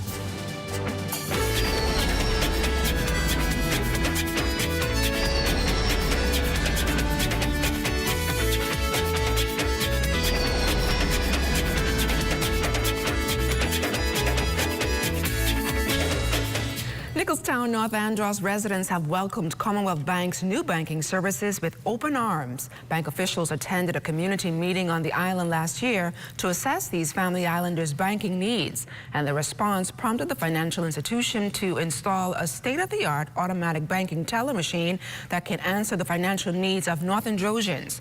Now, according to Commonwealth Bank President Denise Turnquest, the North Andros pilot project serves as a template for further family island expansion. We are proud of the fact that we put one of our newer machines in North Andros, which has the capacity to recycle funds, meaning deposits can be recycled for persons who want to withdraw, to make those funds available. Our team has been down consistently, opening accounts, and this is really an avenue to provide other services to that area. Now, Commonwealth Bank already has a dominant presence in Grand Bahama, Abaco, and Eleuthera. The goal is to strengthen their influence even further. Last year, we would have launched merchant acquiring services.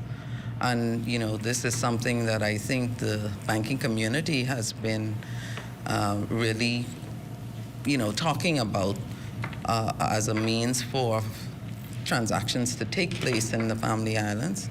And so being able to provide those services to merchants to facilitate persons using card and digital means, I think is really important. And so we are now able to do that and do it well too, I might add.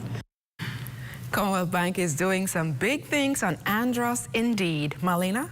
Thanks, LaDawn. Some good news for Androsians. That's big things for the Big Island. But turn things over now to Matea Cunningham and Let's Talk Socials. Hey everyone, welcome back to Let's Talk Socials. We're keeping the independence energy going as we highlight young Bahamians repping the 242 in creative cultural ways. Today we're turning up the volume with a rising musician who's bringing Rake and Scrape to the For You page. TikTok user at 242_bands has been catching attention with his keyboarding skills, specifically his finger roll rakes that perfectly mimic that signature Bahamian sound. Take a look.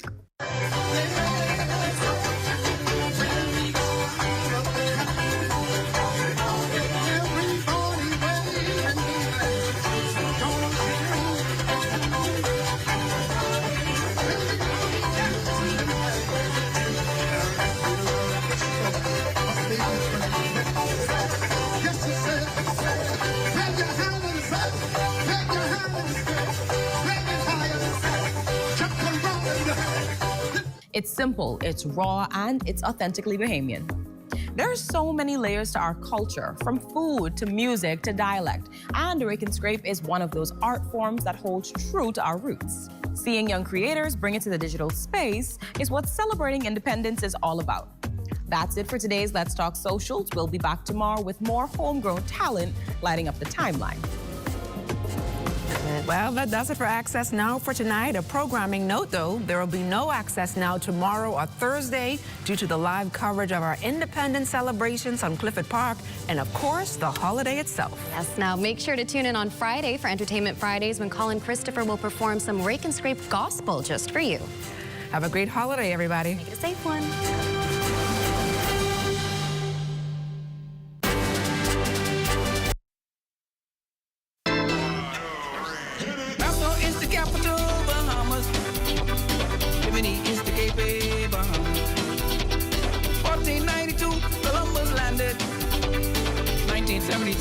We were free.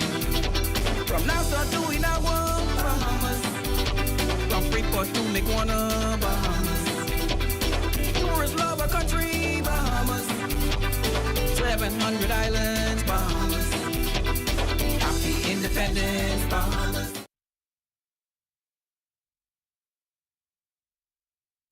This public service announcement has been brought to you by the Bahamas National Trust in conjunction with the Broadcasting Corporation of the Bahamas. For 60 years, we have been here, the voice of the environment. Here, speaking up and for your national parks, all across the islands of this nation. The places God visits for vacation, spanning over 2.5 million acres of land and sea. How delighted then he must be to see a sea of pink, as flamingos mingle and haven like jingles play where queen conchs still sleep. And if you listen, you can hear it. The words of gossiping parrots awaiting the diction of the day. All 365 of them, that's every day and every year, 15,000 children share in the beauty of this playground. Our name is yours. And we have been yours for years unnoticed. Don't forget us. Support us. Your national parks. The defenders of your environment. Join us. Remember, our cause is yours. The first land and sea park in the world is yours. Heritage. Here it is. When was the last time you gasped at our scenery, gotten lost in the depth of our reefs, or even awed at the green of the leaves of our trees? Don't hesitate to donate and volunteer. Don't hesitate to care. We are here for you. The Bahamas National Trust, BNT. 3 letters that spell out simply, perfectly, and undoubtedly that we are yours. Bahamas, come celebrate our 52nd independence at the Family Fun Day, July 10th at Clifford Park. It's a great afternoon of food, fun, culture, entertainment, national pride. Gates open at 4 p.m., concert time 6 p.m. 52nd Independence Family Fun Day at Clifford Park. Bring the whole family. Admissions free. Happy Independence, Bahamas. See, I'm proud to be a Bahamian. I'm proud to be a Bahamian. It's okay to grieve. It's okay to feel lost. Your father was an incredible man. Last will and testament of one Mr. Harold J. Thompson Sr. No matter what, we're going to find strength in each other. Are you sure this is what you want? Grief can make one think irrationally. You work for me now.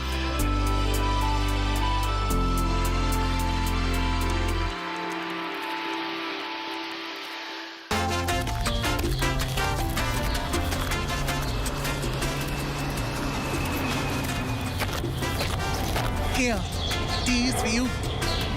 These must have got false bottom, because they look empty to me. Not for long. You taking us shopping right now. For what? Things you're gonna need in case you can't get out of your house after a natural disaster. We know when we had one hurricane around here. That's it. We get 2 lakhs. It ain't only hurricane, we gotta worry about, You know we could have tsunami, or we could have earthquake. And they don't give you no time to go shopping. What kind of earthquake? Scientists just find one faulty line over there by McGuana. And even though they say it's stationary, it's there. So we need to go and get our survival kit. Like what? What you mean, like what? Plastic bag to put your important papers in, like water, medication, flashlight, radio, canned goods, things you need, things you might need, just in case you can't get out of your house after a natural disaster.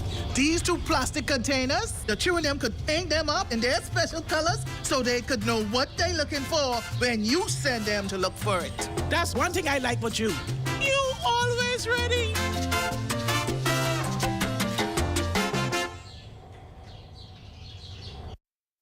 At Harold One, I'm Ted Jervis, and this is ZNS.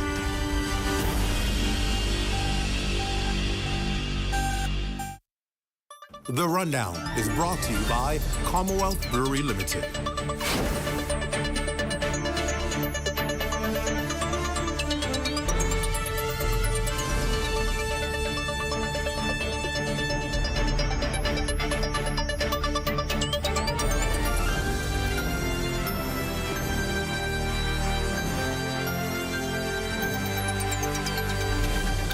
Good evening, everyone, and welcome to the show. It's great to have you all with us again tonight on this eve of Independence Celebrations Eve.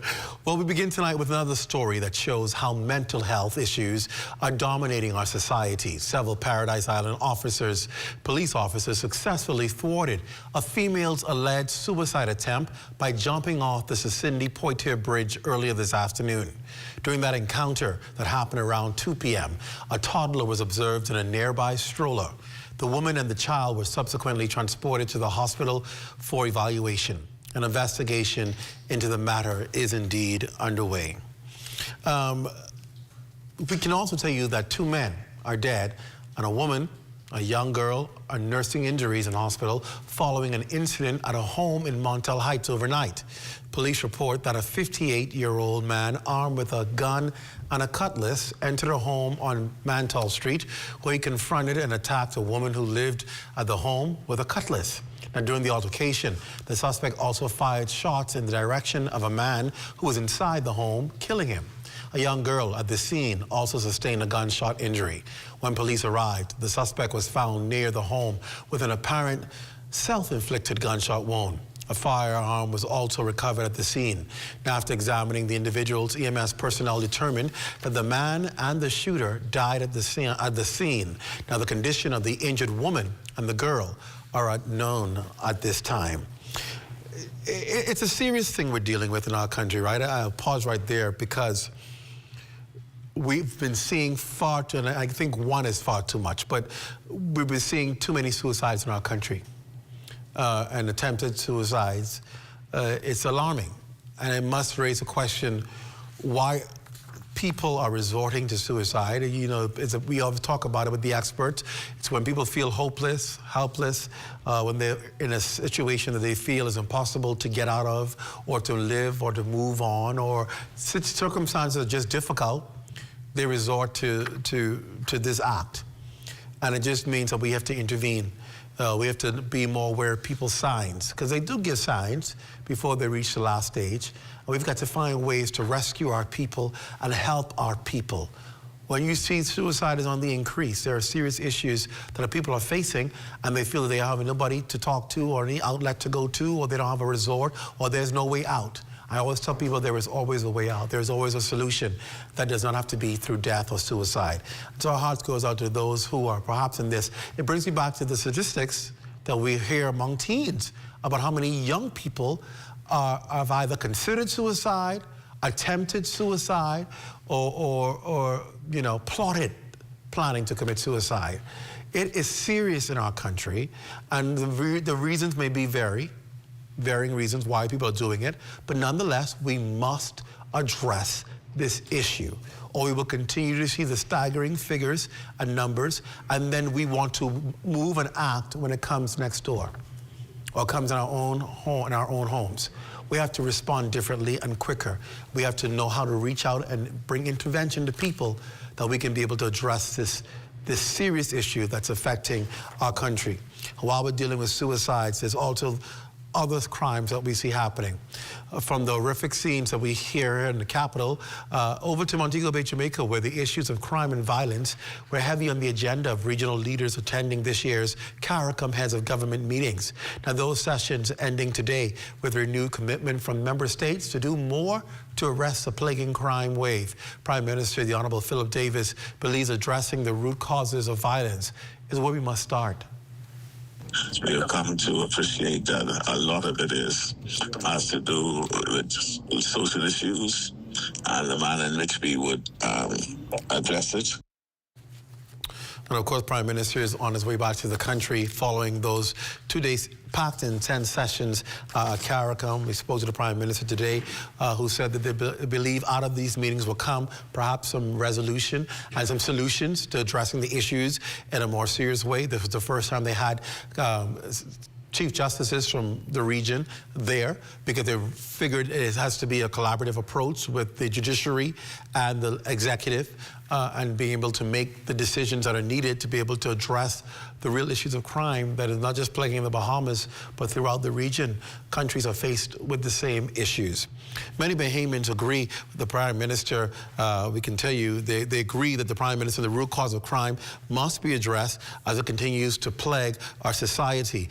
From murder to housekeeping, to housebreaking, to the rise in stolen vehicle incidents here in the capital, everyone we know must get involved in solving the crime war. There's no doubt that crime issue and its concerns will be one of the common denominators in the 2026 general election campaign.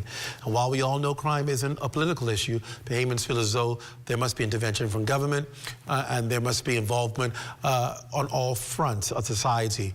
They play a significant role in generating solutions that will ease the fear of crime.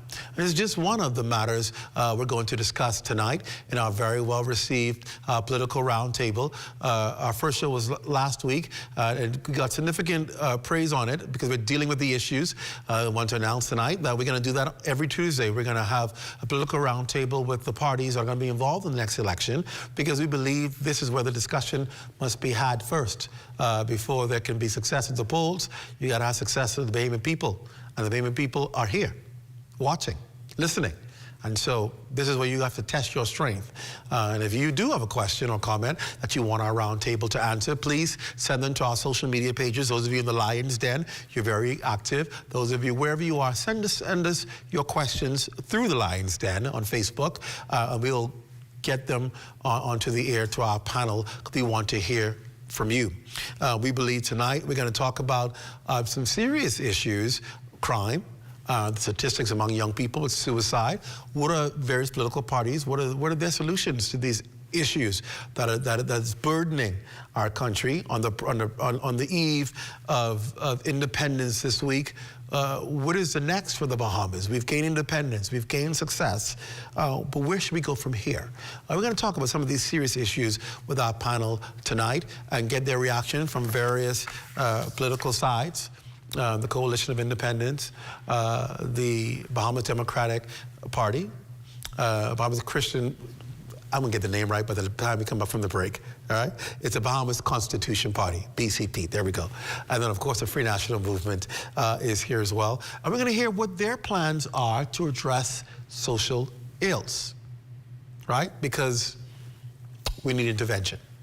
And at the end of the day, we're going to have different views, but we're still Bahamians, and we unite. But it's okay to have great public debate. And I think we need to have some good debate tonight and find some solutions. So stay with us. Right after the break, my guests from the various political parties will be here, and we will get this discussion started. You're watching The Rundown here on the ZNS Network. We're back after the break.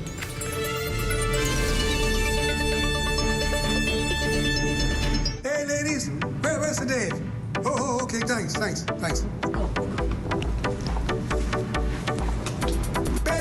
Greg, what's up? Ready, man, how you doing? I'm doing well. You up? He's meditating. You gotta give him at least an hour. All right, well, I can wait. I ain't got nothing to do.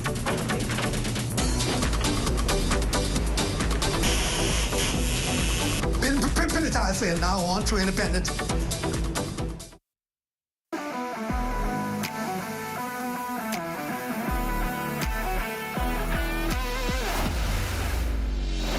Bahamas Striping Group of Companies, we have been in Exuma now for the past 4 years, carrying out our paving program. A part of our company's philosophy is to do some work to international standards. So when you look at our paving division, we have a state-of-the-art lab to do all of our testing in-house, as well as a state-of-the-art asphalt plant with a trained technician carrying out the work on that site. The overarching goal of our company is to produce the work that we're doing in the entire Bahamas to international standards. We also make a difference by the training of our staff. We have a very intensive training program going on to where we are teaching young men how to learn the art of striping. Being a young man myself, I've made mistakes in the past. I was given a second chance to better my life, and it's only fitting that we pass it along. What's important for us is giving them a second chance for them to get a skill and a career that could take them further in life.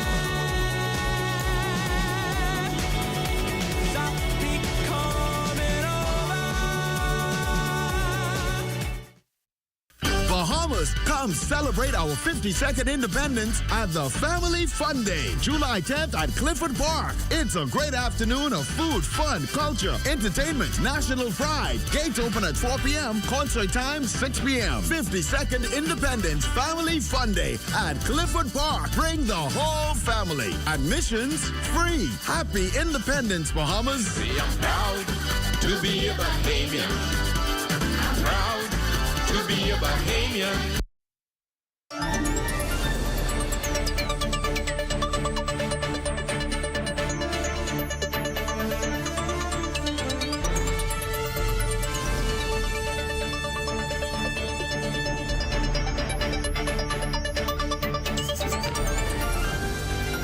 Welcome back to the Rundown. Of course, special good night to all of you who are joining us on social media. Those of you who are in the Lion's Den, I see you online.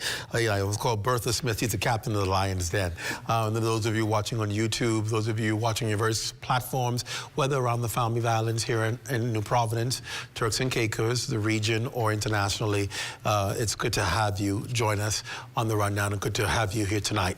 I know you're going to enjoy tonight's political roundtable because we're going to be talking about a lot. Returning this week's roundtable are our participants from last week.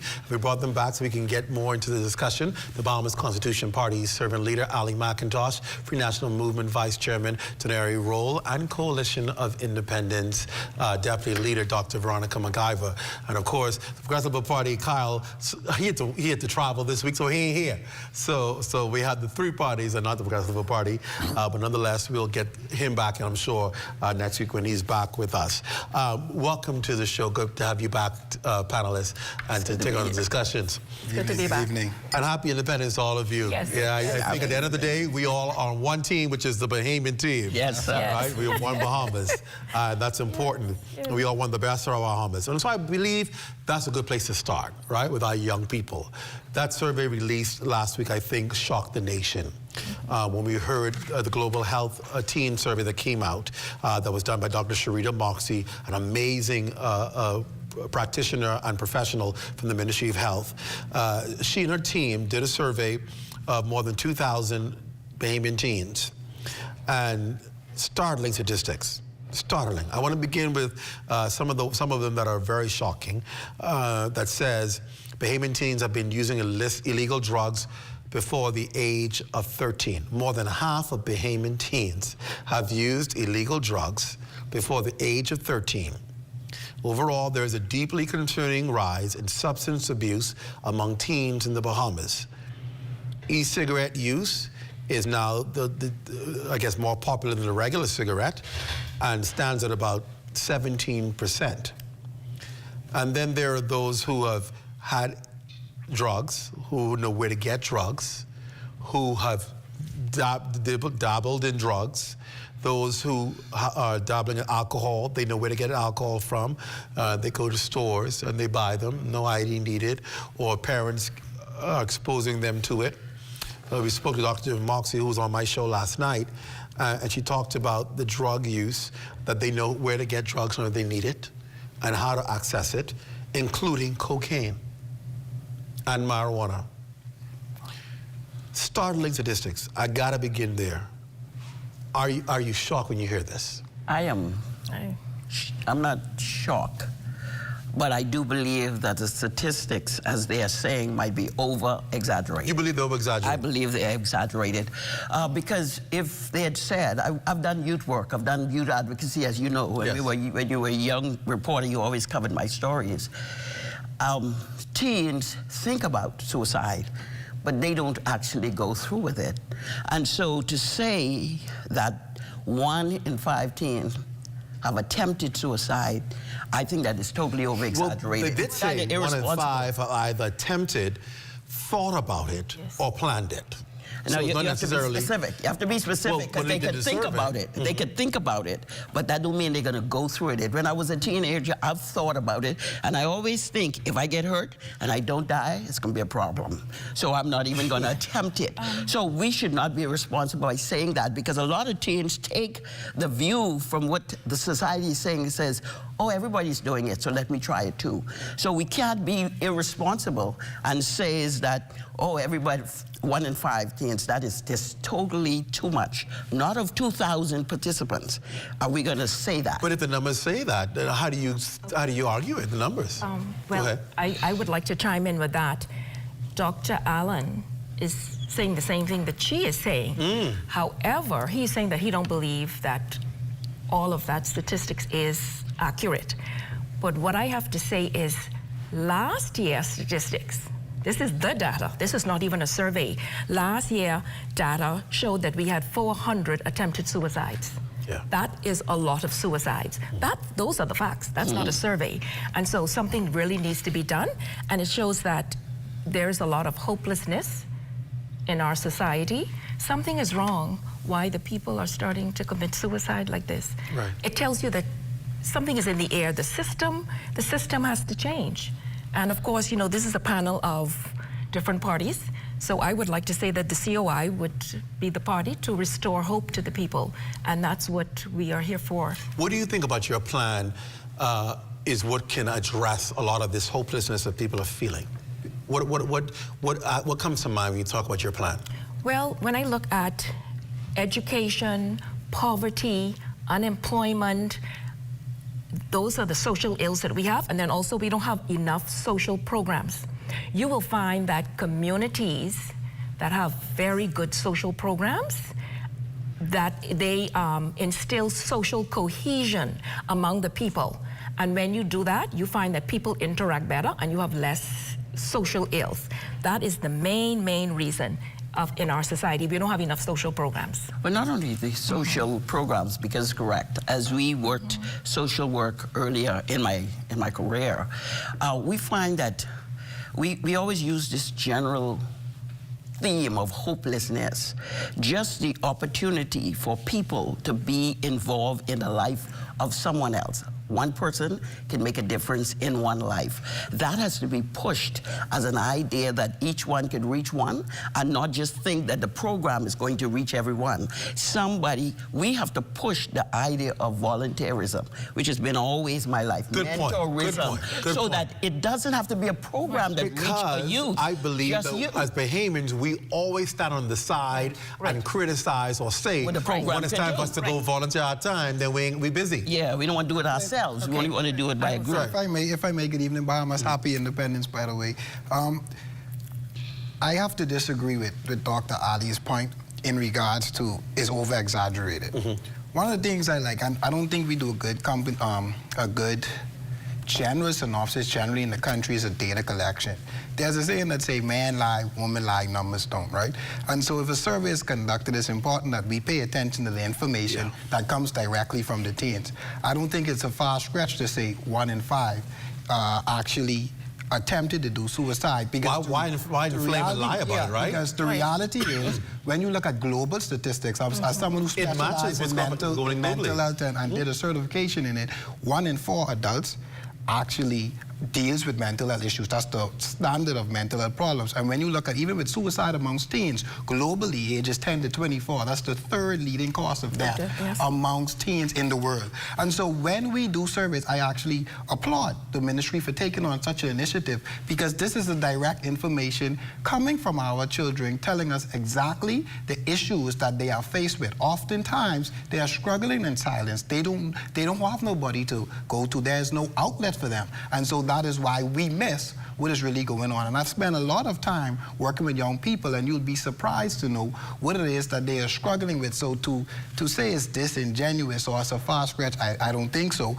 And when you talk about plans, what we intend on doing in terms of the F&M, because this shows about detail, paying attention to the details and providing solutions, we want to ensure that our national comprehensive mental health strategy, that we facilitate mental health in every clinic. So across the country, the 53 public clinics should have trained mental health professionals inside of there to ensure that anybody that needs help at any specific time gets the necessary. Now let's start right there, because I believe that's excellent, right? I've said it enough, and I think since COVID and since Dorian, I said we are underplaying the seriousness of mental health in this country. People have been traumatized from Dorian who had to relocate their whole lives. And I don't think I've been able to get the kind of counseling because so many of them. I don't think we had enough people in our country who focused on mental health because we didn't see it as a big issue until Dorian came along. Then COVID. And I still believe that there are so many people who have suffered so severely from COVID or because of the loss of loved ones. Who were they going to talk? You were locked down, so you couldn't go to nobody. Yes. You couldn't talk to nobody. You couldn't go to the doctor. The doctor get, you know, only people who open with a hospital or clinics. You couldn't go to a psychologist or psychiatrist and say, listen, I'm cooped up in this home, I'm going crazy. So a lot of people suffered in silence. I still think that we have not addressed the issue in this country. Now, my fear is to put a mental health professional in every clinic. We can't find people. I know you're going to find 50-something of them. I think what we have to do, as I started before, we have to go, when we're talking about reconstructing the country, reconstructing the nation, that's what the BCP will be focused on. So if we are just thinking about the programs, we really are going to lose, as I said before. We must let the society becomes part of being the brother's keeper. Because once you think, because see, we've lost family in the nation. That's the biggest problem in the country. And over the years, we have seen the loss of family life, the loss of each one helping one, the brother's keeper, somebody's checking on the children, the neighbor checking on the children, the church being a secondary. Do you believe that has contributed to our crime issue? That is the primary thing that has contributed, because when we are thinking... Well, there are political parties that believe it's a government thing. No, but it is a societal thing. All of us must be part of the help. Even with the National Committee, this is a long time ago, with the National Committee for Youth Renewal, it was about how do we recruit the society to begin to do something else. Because once the society begins to lose family, the children are the ones who are caught in the mess. And that's why children, because nobody is saying, what do you want? What do you need? We don't have tables in plenty houses in the Correct. city. Ain't no more dinner. So nobody dinner's table, nowhere for them to do their homework. Nobody's sitting home when they get there. So they are losing somebody to tell me something. Can I talk to somebody? So, Ali, and that's become the issue. Sorry. No, Ali is talking about people volunteering and everything. I agree with that. That is part of your social programs. This coming weekend, the Kalani branch of COI, we're getting ready to do an initiative with young boys between the ages of 10 and 16, because sometimes your children can go wayward at a certain age, and we are going to be letting different people of different careers come and speak with them, like pilots and so forth, just to, help initiate them along the right track. Correct. Because a lot of times, our young children are growing up in environments that is not conducive to good mental health. Correct. I've seen, like crowded houses. Some people are mentally and physically and sexually abused. Really? And these same children, when they get older, they have mental issues. So what I would propose, of course, being the Minister of Health, we have to have more mental health nurses and doctors who can deal with this. And then in our schools, we definitely need the guidance counselor. If she's not a mental health person, she has to do some extra courses in being able to identify it, because we have to identify it, he. So you have to be able to identify it in the high school. Don't wait until they have left high school. We have to start picking up some of these things early. Correct. One of the things I want to say it actually is a multi-sectorial approach, right? It takes everybody across political divides, civic organizations, youth organizations to make this thing work.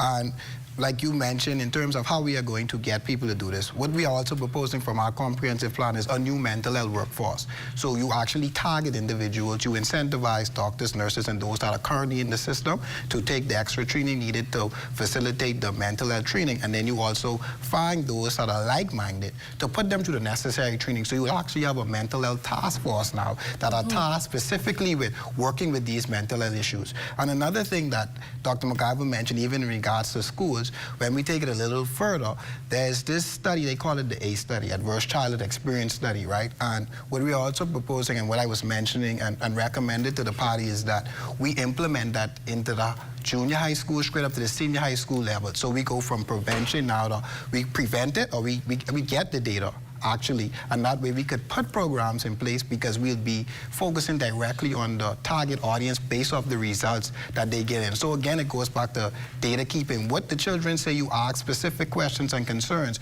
and you are able to even build your curriculum around certain things. You are able to build your programs around certain things, and you are able to the social development that we say we'll put our kids in, the programs will even be guided around what the ACE study brings to you. And so again, you have to go to preventative measures first. You have to understand, it's important that you understand, because a lot of kids are dealing with trauma. They carry these, it starts from the adolescent phase and continues on through life. And that's why you see a lot of these adults, and now you're wondering why are they this way or why are they that way. And that's because statistics make sure you 80% of people don't even get the necessary therapy or treatment that they need. Right. Yes, and let me interject here. He's so right. When you talk about the trauma and everything, every other day you see a gunshot wound on the street with blood coming out. I see many children who are there watching. Yeah. That's traumatizing them. Yeah. So when you say it's not a governmental problem, it's not their main problem, but if we eliminate poverty, if we have better education and so forth, I feel as if that will go a long way to minimizing all the bloodshed we see on the street, people living in cramped conditions, all of that have a bearing on your mental condition. And so yes, the government should take the forefront in it, even though it is a myriad of different challenges that we have to solve that. But the government should take the brunt of it because, like I said, they're the ones that cause the poverty. They're the ones that cause the high cost of living. So mothers who have young children, they're stressed out. They don't know how they're going to put food on the table. They don't know how they're going to buy those diapers. All of these things cause mental condition. That's why I'd be surprised a woman may want to jump off the bridge because maybe, who knows, maybe she feels as if she couldn't afford that child in that carriage. We're going to talk about it. I'm going to take a break. When we come back, I wanted to go more into crime, right? Because who is responsible for addressing crime in our country? Is it a government thing? Is it a church thing? Is it a community thing? Is it a family thing? We're going to talk about that, and let's talk about plans and strategies, because political parties have these lofty plans of how they're going to eradicate crime. You come to office, you recognize, oh, it ain't easy as I thought it was. Let's address the real issue and how we address crime. All right, thank you, panelists. We're going to be right back. You're watching The Rundown. We're back after this. As we continue to develop the orange economy of the Bahamas and empower our artists and artisans, we as a government intend to show tangible support. We are therefore requesting our Bahamian artists and artisans to submit images of their handmade, authentically made Bahamian products and prices as we move to produce a live digital booklet with Bahamian-made works. With the creation of a live booklet, artisans can always submit new works to be included. It is our intent to use this book as a catalog for the purchase of items by all senior government officials for gifts, display items, and the like. Ministers, permanent secretaries, members of parliament, and ambassadors will be supporting our orange economy by the purchase of items and in sharing this book to the wider global creative community. We are committed to grow and expand the orange economy of the Bahamas. For us at the Myers Group of restaurants, we found that we have a pretty large portion of our employment pool that had difficulty getting bank accounts. The issue we had previously was just getting cash, getting funds on the island. And with only one working ATM, the idea of the sand dollar just in being digital, and everybody has a smartphone nowadays. It actually worked into our favor. The sand dollar was like a godsend because it allowed us to add it to our payroll system, which means we're able to send their money to the sand dollar wallet. It's still a bank transfer because you get an account number. So from the employer side of things, all I have to do is send your funds just as usual. It opens up our pool for us to be able to hire some of the people that we couldn't hire before because they were unable to open bank accounts. This has been a really good solution. Planning the execution of a newscast is serious business. From the assignment to the concept of the story everything has to be precise, on point, always. The Bahamas Tonight, the National Report, is your trusted news service. We get it right the first time. Our preparation for you each night is done with care, knowing that our voices will reach you on 700 islands and keys with unquestionable accuracy. It gives me great pleasure each night to say, Welcome to the Bahamas Tonight, the National Report. I'm your national anchor, Mukesh Lapinder.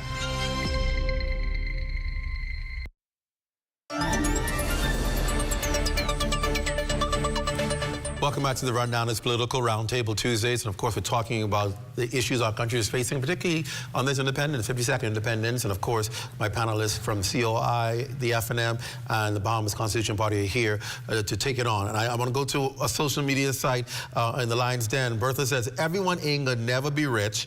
Poverty is everywhere in the world. The Bible says a poor is always with me. And I think that's in response to what Dr. MacGyver would have said, where she said we have to eradicate poverty.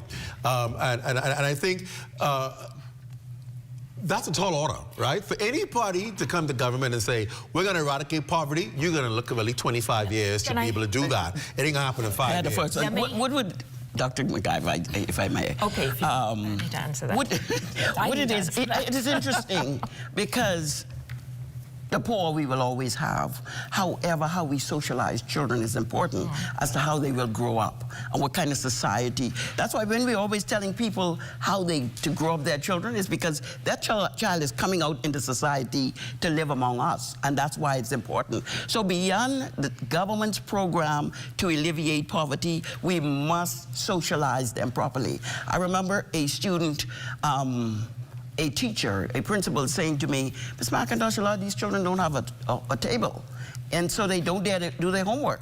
So we have children failing just because they have nowhere to do their homework. Good point, good point. However, when it comes to adolescents, the BCP is youth-oriented. One of our mottos is committed to the preservation of the next generation. And that is beyond just the programs. The programs will do, all of society must be stakeholders. Parents must be stakeholders. When we produce those kinds of programs where everybody is stakeholders, when we look at the program, the Urban Renewal Program, we wrote a Hope Center program way back in the day, and that was used as a basis for the urban renewal. But the parents were supposed to be stakeholders, the students, the teachers. But then when you start just putting people in there for the sake of politics, you ruin an effort that can actually help people. And a lot of that has happened. Even now, our deputy leader, Dwayne Eiler, is involved with adolescent health. He goes in the summer, now it's summer, they're working the program, and these children are in trouble because just the simple thing of not having something to eat. She spoke about poverty. Right. That's one of the biggest problems within the society. You said we shouldn't blame the government. I agree with the person. Poverty, the Bible said poverty will always be with us, but we need to minimize it. Let me tell you what's happening in the Bahamas. Our GDP per capita is around $36,000 or probably $38,000 now.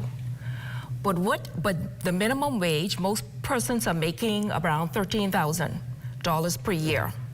What we fail to realize is that our misery index in the Bahamas is much higher than the other Caribbean nations, even though our GDP is higher. So what does that tell you? Money is coming into the country, but it's not trickling down to the base, the lower socioeconomic group of people. And so, yes, we have to restructure our system so that that money trickles down, or what I would like to see, I would like to decolonize our economic model, and I would like to see money trickle up. Through the Sovereign Wealth Fund, we give persons money from their natural resources, and the money will go to middle-class persons to open up businesses. They, in turn, would buy products from the oligarchs who have the wholesale companies anyway. So we get richer, and the oligarchs get richer. So it's a win-win situation for everybody. Now that sounds good if you have people who are disenfranchised and have the wisdom to do that. The challenge is people that you find that are in poverty, lack another component, and that is the ability to make strong decisions. Not everyone in poverty is in poverty because they just had a bad hand. Not everyone. Okay. There are a lot of people that are in poverty because they made bad decisions. They were alcoholics, drug addicts, gamblers, people who have made bad decisions that they cannot make good decisions to get themselves out of poverty. I agree there are some people who have been dealt a bad hand, and if you give them an opportunity, they'll change the situation. But the reality is that is not the majority. And so the first thing we have to do, and I think it goes back to what Ali McIntosh says, is there has to be a mindset shift before we can take people out of poverty. If people's minds aren't ready to shift, no matter what you give them, they're going to squander it. They're going to lose it, and you will have not a job. But not a job. Jobs. Listen to me. Jobs, they don't even go to work. Now, we have the issue right now. Think about it. Let me talk. We have the issue right now in the public service. I disagree with you. In the public service right now, where you give people jobs, but they can't keep them. Why? They don't come to work. Bad work ethics. Lack of respect. They don't have basic skills that you expect that they should have. They didn't have it at home. So you have to retool them. Go ahead. Let me say this. Don't get frustrated. It's my show. I totally disagree with you. You are saying you're not giving power to your people. You are not empowering them and helping them up. No, I didn't say that. We have to teach. Hold on. We have to teach our people financial literacy. Exactly. I agree with you. Right. And so it has to start from primary school, and it has to be age related. So let's say a 5-year-old, you may teach them how to save money in a piggy bank. Or if you take the trash out at 8, you might make $1 in your home. We have to start teaching our people. We have not been teaching them. And let's get back to the educational system. We teach them King Henry VIII. We don't even need to be learning those things. So what I'm saying is we need a whole educational system restructure, and in that will be financial literacy. So that ain't gonna happen overnight. That's a work in progress, and every administration from Pinlin till now, every administration has been busy trying to reform education. So I give them all credit for it. But it does not happen overnight. What has to happen is it has to be systemic and has to be continuity in it. Now it's difficult to have continuity when every 5 years you change your administrations and the plan changes, right? So you have to take the politics out of the I agree. I think all have done something right. All have contributed to our success as a nation. All have. What I want to say, Clint, though, is I have to disagree on the point. I do understand that there are some people that made some decisions, but to me, I think that's on the minority end. Me personally, I feel that what we consider good or great achievements by governments is lackluster in my view. I think everything to me rises and falls on leadership. I don't think majority of this country is in poverty because they want to be in poverty. You have politicians in place where they go in there, fatten up themselves, and they walk out and don't worry about the small man. And so at the end of the day, that's a fact. Go ahead. What I'm saying is, it's not cliche, Clint, when you're saying that majority of the country makes bad decisions, or majority of the country is in poverty. I don't I think we'll all agree here. I think we'll all agree around this table that our country is a country where we have freedom in choice, right? We're not living in a communist nation where you don't have access. We're not living in a country where you cannot do for yourself and be able to live a decent life. We're not living in that country. We're living in a country where you have opportunity and you have access. Now, whether we believe there should be more or whether we believe it should be in a different area, that's debatable. But we have access. The problem here isn't that we don't have opportunity. The problem here is for too long in our country, we put our problems and our blames on somebody else rather than taking responsibility for the choices that we've made. And we like to say when things are bad, it's the government, it's the church. But when things go well, oh, you see what I did? I'm looking good. We are not taking responsibility for our actions. No way. If you look around the world. Hold on. Here's what I mean by that. I disagree that that's majority of the countries around the world have governments in place. But in America, while they may argue about about what they have access to and what the government's policy is. They don't depend on a government to take them out of poverty. They don't. They have systems, like we talked about, in place to assist those who are poor. But at the end of the day, you're not supposed to be in that assistance all your life. At some point, that assistance is to help you get back on your feet, and then guess what? You are responsible for you and your family and making the headway. Agreed. Now, I agree Yes, there agreed. can be more opportunities. Yes. Agreed. And we keep putting it back and saying we are here because of you. But it is the work of the government. It is the work of the government to create the atmosphere and opportunity. And you don't, let me ask that's you. why we need vision. That's why you don't think over the last 52 years there have been atmospheres of opportunity for our people? Not how did we all get here? How did I get behind this chair? How did you become a doctor? How did you become somebody who can lead a political party as a woman? How did you become a vice chairman of a political party? Because we opportunity. live in a country for opportunity. Okay, but hold on. Let me say this. No, but again, Clint, what I disagree with is, right? When you say that Bahamians at large, I feel like you say we are not responsible and basically, I'm not saying that. Basically, that we lack. That's what I say. Right? That's how I feel. Let me clarify what I'm saying. I think you say we lack the responsibility. And let me clarify this before you move on. We bear the responsibility as Bahamians. I want to make sure my words are clear. I'm not saying that we shouldn't be responsible as Bahamians. I'm saying that we have to take ownership. Correct. Of our own opportunity and our own ability to do some things. And I'll just sit back and say, if you don't do for me, I ain't gonna have it. I wholeheartedly agree with that. But let me just make a point. Let me just make a point, right? When you have, and I want to talk directly to leadership that's in place right now.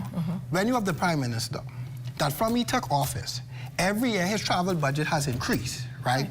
And we have a healthcare crisis. We have social services, the same assistance that you see being cut. Hold on. And the list goes on. Clint. You can't, you as a right-thinking individual, you can't tell me that because I ain't choosing right, that only you could live good. When I watch the decisions you make off my back, you jump in. Off my back, when you look at our educational system, right?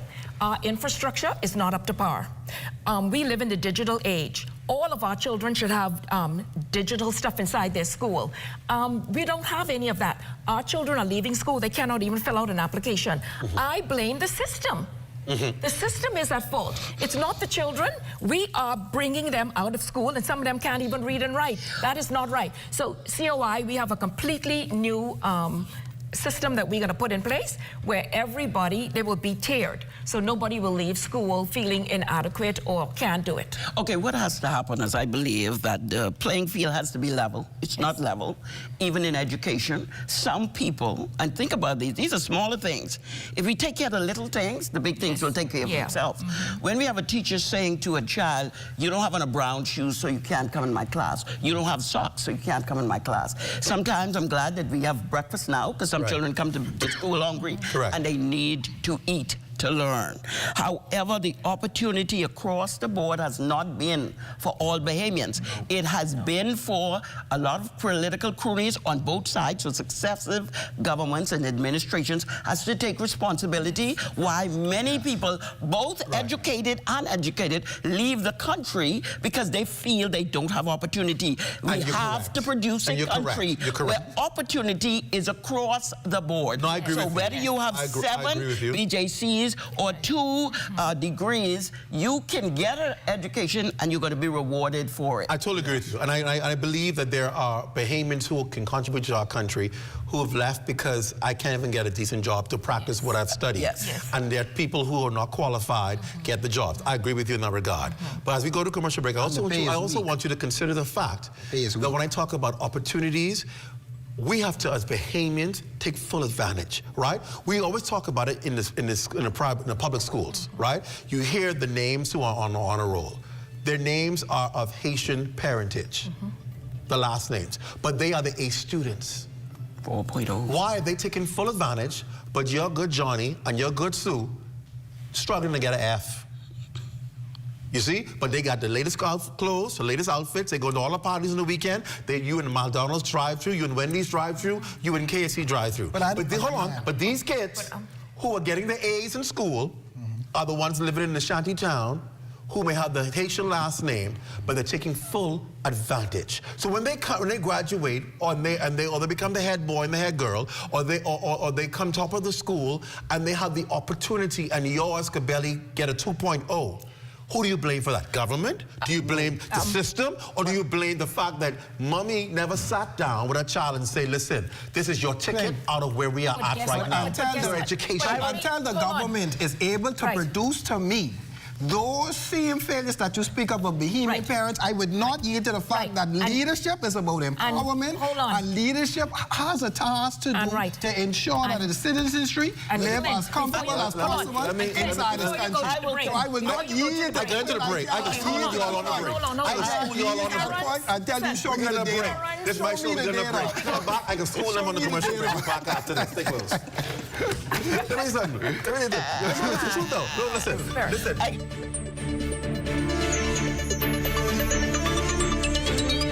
After 30 years of banking, I've decided to take a leap of faith. I moved from banking into an untapped industry, which is manufacturing in the Bahamas. And now we are standing on 3 acres of land on which we're going to be putting the Bahamas' first end-to-end plastic recycling company, Eden Recycling and Manufacturing Company Limited.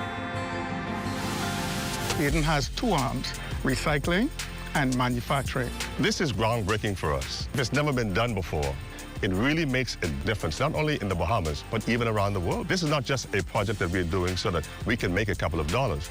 We want to make sure that it benefits those who come after us. In future generations, we hope that this is a small vision, that they will take it and they'll expand on it. We can have the formula for what it means to do end-to-end recycling in the Bahamas, in the region, and even if we have to export these ideas and thoughts and concepts even into the U.S. Is the Little Caesars Stuffed Crust Pizza. Get more pizza for less money. Only $12. It's a whole new level of pizza with cheese stuffed crust so spectacular that there's nothing left. Pizza. A delicious pepperoni pizza with the crust stuffed with lots of cheese and brushed with butter and garlic flavor and sprinkled with Parmesan cheese. Hot and ready Thursday to Saturday between 4 and 8 for only $12. Simply irresistible. And only at Little Caesars. Pizza. Nassau is the capital, Bahamas. Bimini is the Cape, Bahamas. 1492, Columbus landed.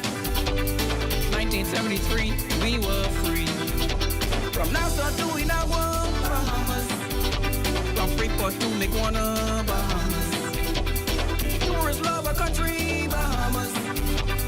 700 islands, Bahamas. Independence, Bahamas. The internet isn't just for surfing. There's a sea of shoppers buying online, and you can connect with them on Tingsy. Tingsy is the SBDC's online storefront built for Bahamians. Take your business to the next level by selling to customers online, both at home and around the world. People want Bahamian things, and if you got things to sell, sell on Tingsy.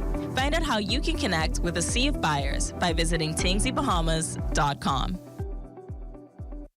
You got termites and need to get rid of them fast? Trust Rentokil Initial. With over 60 years experience in the Bahamas, the global brand, training, and expertise can't be beat. Only Rentokil Initial gives you a 3-year warranty and payment plan options on termite fumigation. No one can match the range of treatments we offer, such as fumigation, pre-construction treatments, termite monitoring, and more. No matter where you are in the Bahamas, we will come to you. When it comes to complete termite eradication, there's only one name, Rentokil Initial.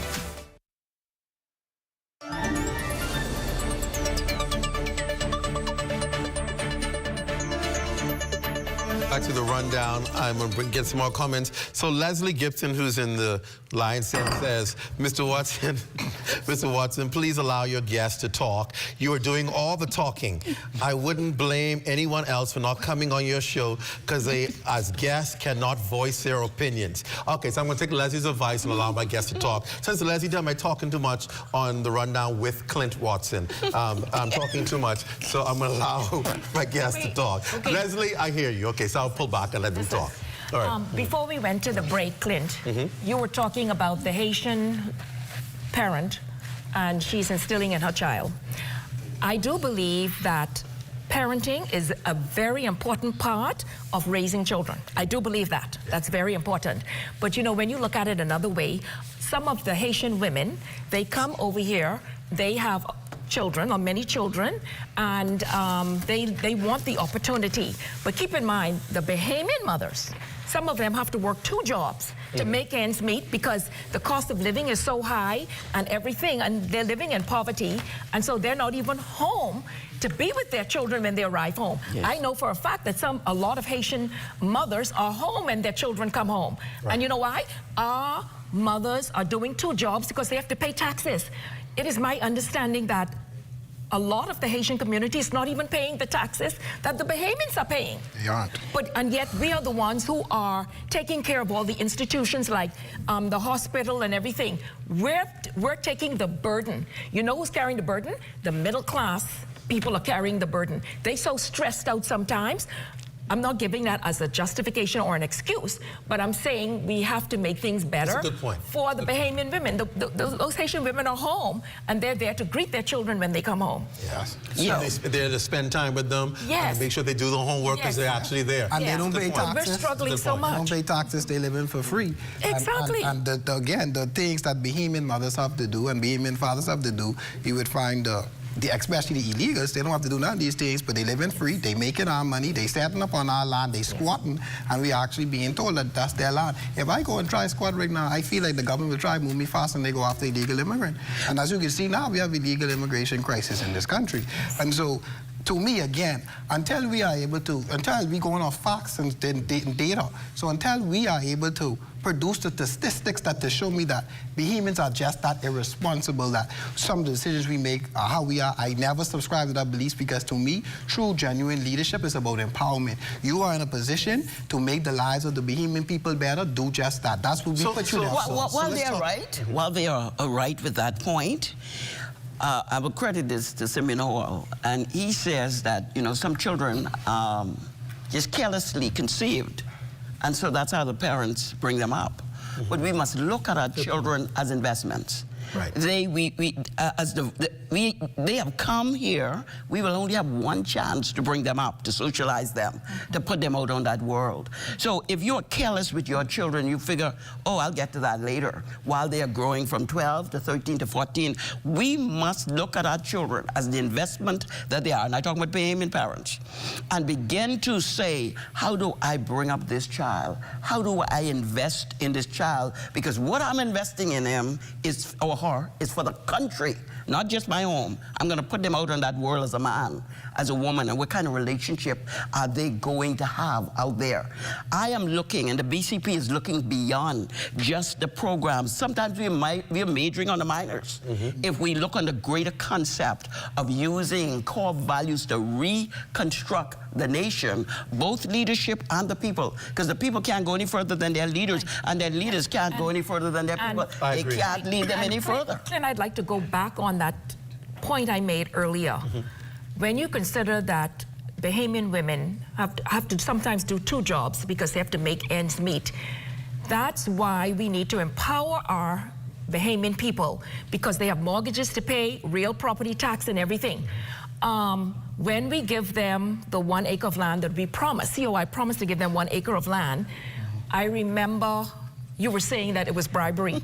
And you know what came to my mind? Let me say this. The land belonged to the people.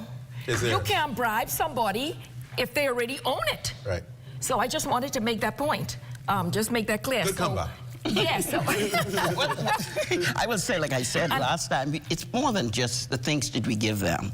It is what we are producing in them. They must become the people of the Bahamas. Right. Must become.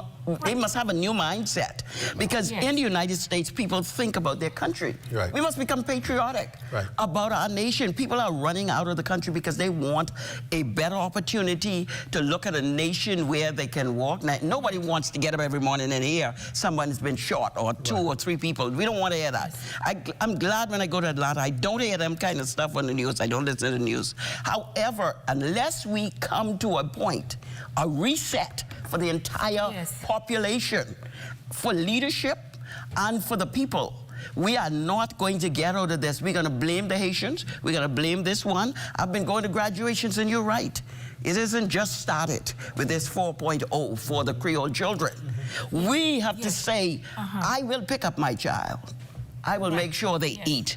I will make sure they do their homework. When we decide to do that as Bahamians, and I know a lot of Bahamians are doing it, but more Bahamians must do it. We must see the results of the Bahamians who are doing it. Yes. We see the results in their children. Pushing their children. Right. And when we were in Abaco, I remember when we were walking through the shanty towns, they had numbers on some of the homes, and some of the homes they didn't break down. So we were talking with the people, and we were finding out, well, why aren't they knocking this one down? This lady was there for about 18, 19 years. She might have come illegally, but guess what? She had a child. That child is now 18 or 19. That child is now Bahamian. So now she was telling us, well, the government can't knock this down anymore because a Bahamian now owns this house. You see what's going on? And they inherit free land, whereas we Bahamians, we have to hustle, get a mortgage. Some people can't even afford land in the Bahamas now. And you're talking about, you know, picking up their children. They can't even afford a car to go pick up their children. Right. So we really need to, that's why I always fight to empower our people. And mothers are the breadwinners, basically, because they are single parents, most of them in Nassau. So we're going to have to, COI is going to have to make special policies to assist our single mothers in this country. That's what I see. What I want to say in regards to the housing issue, because I'm going back to leadership. We have a government that is in the House right now, and I want to talk about them because they're in the seat. What I want to talk about, that's why I keep going back to me not yielding the Clint's point until the data is produced. When you have a former Minister of Housing who borrowed $20 million off her own without the consulting of the Minister of Finance, which is the Prime Minister, for a housing project, and you can't see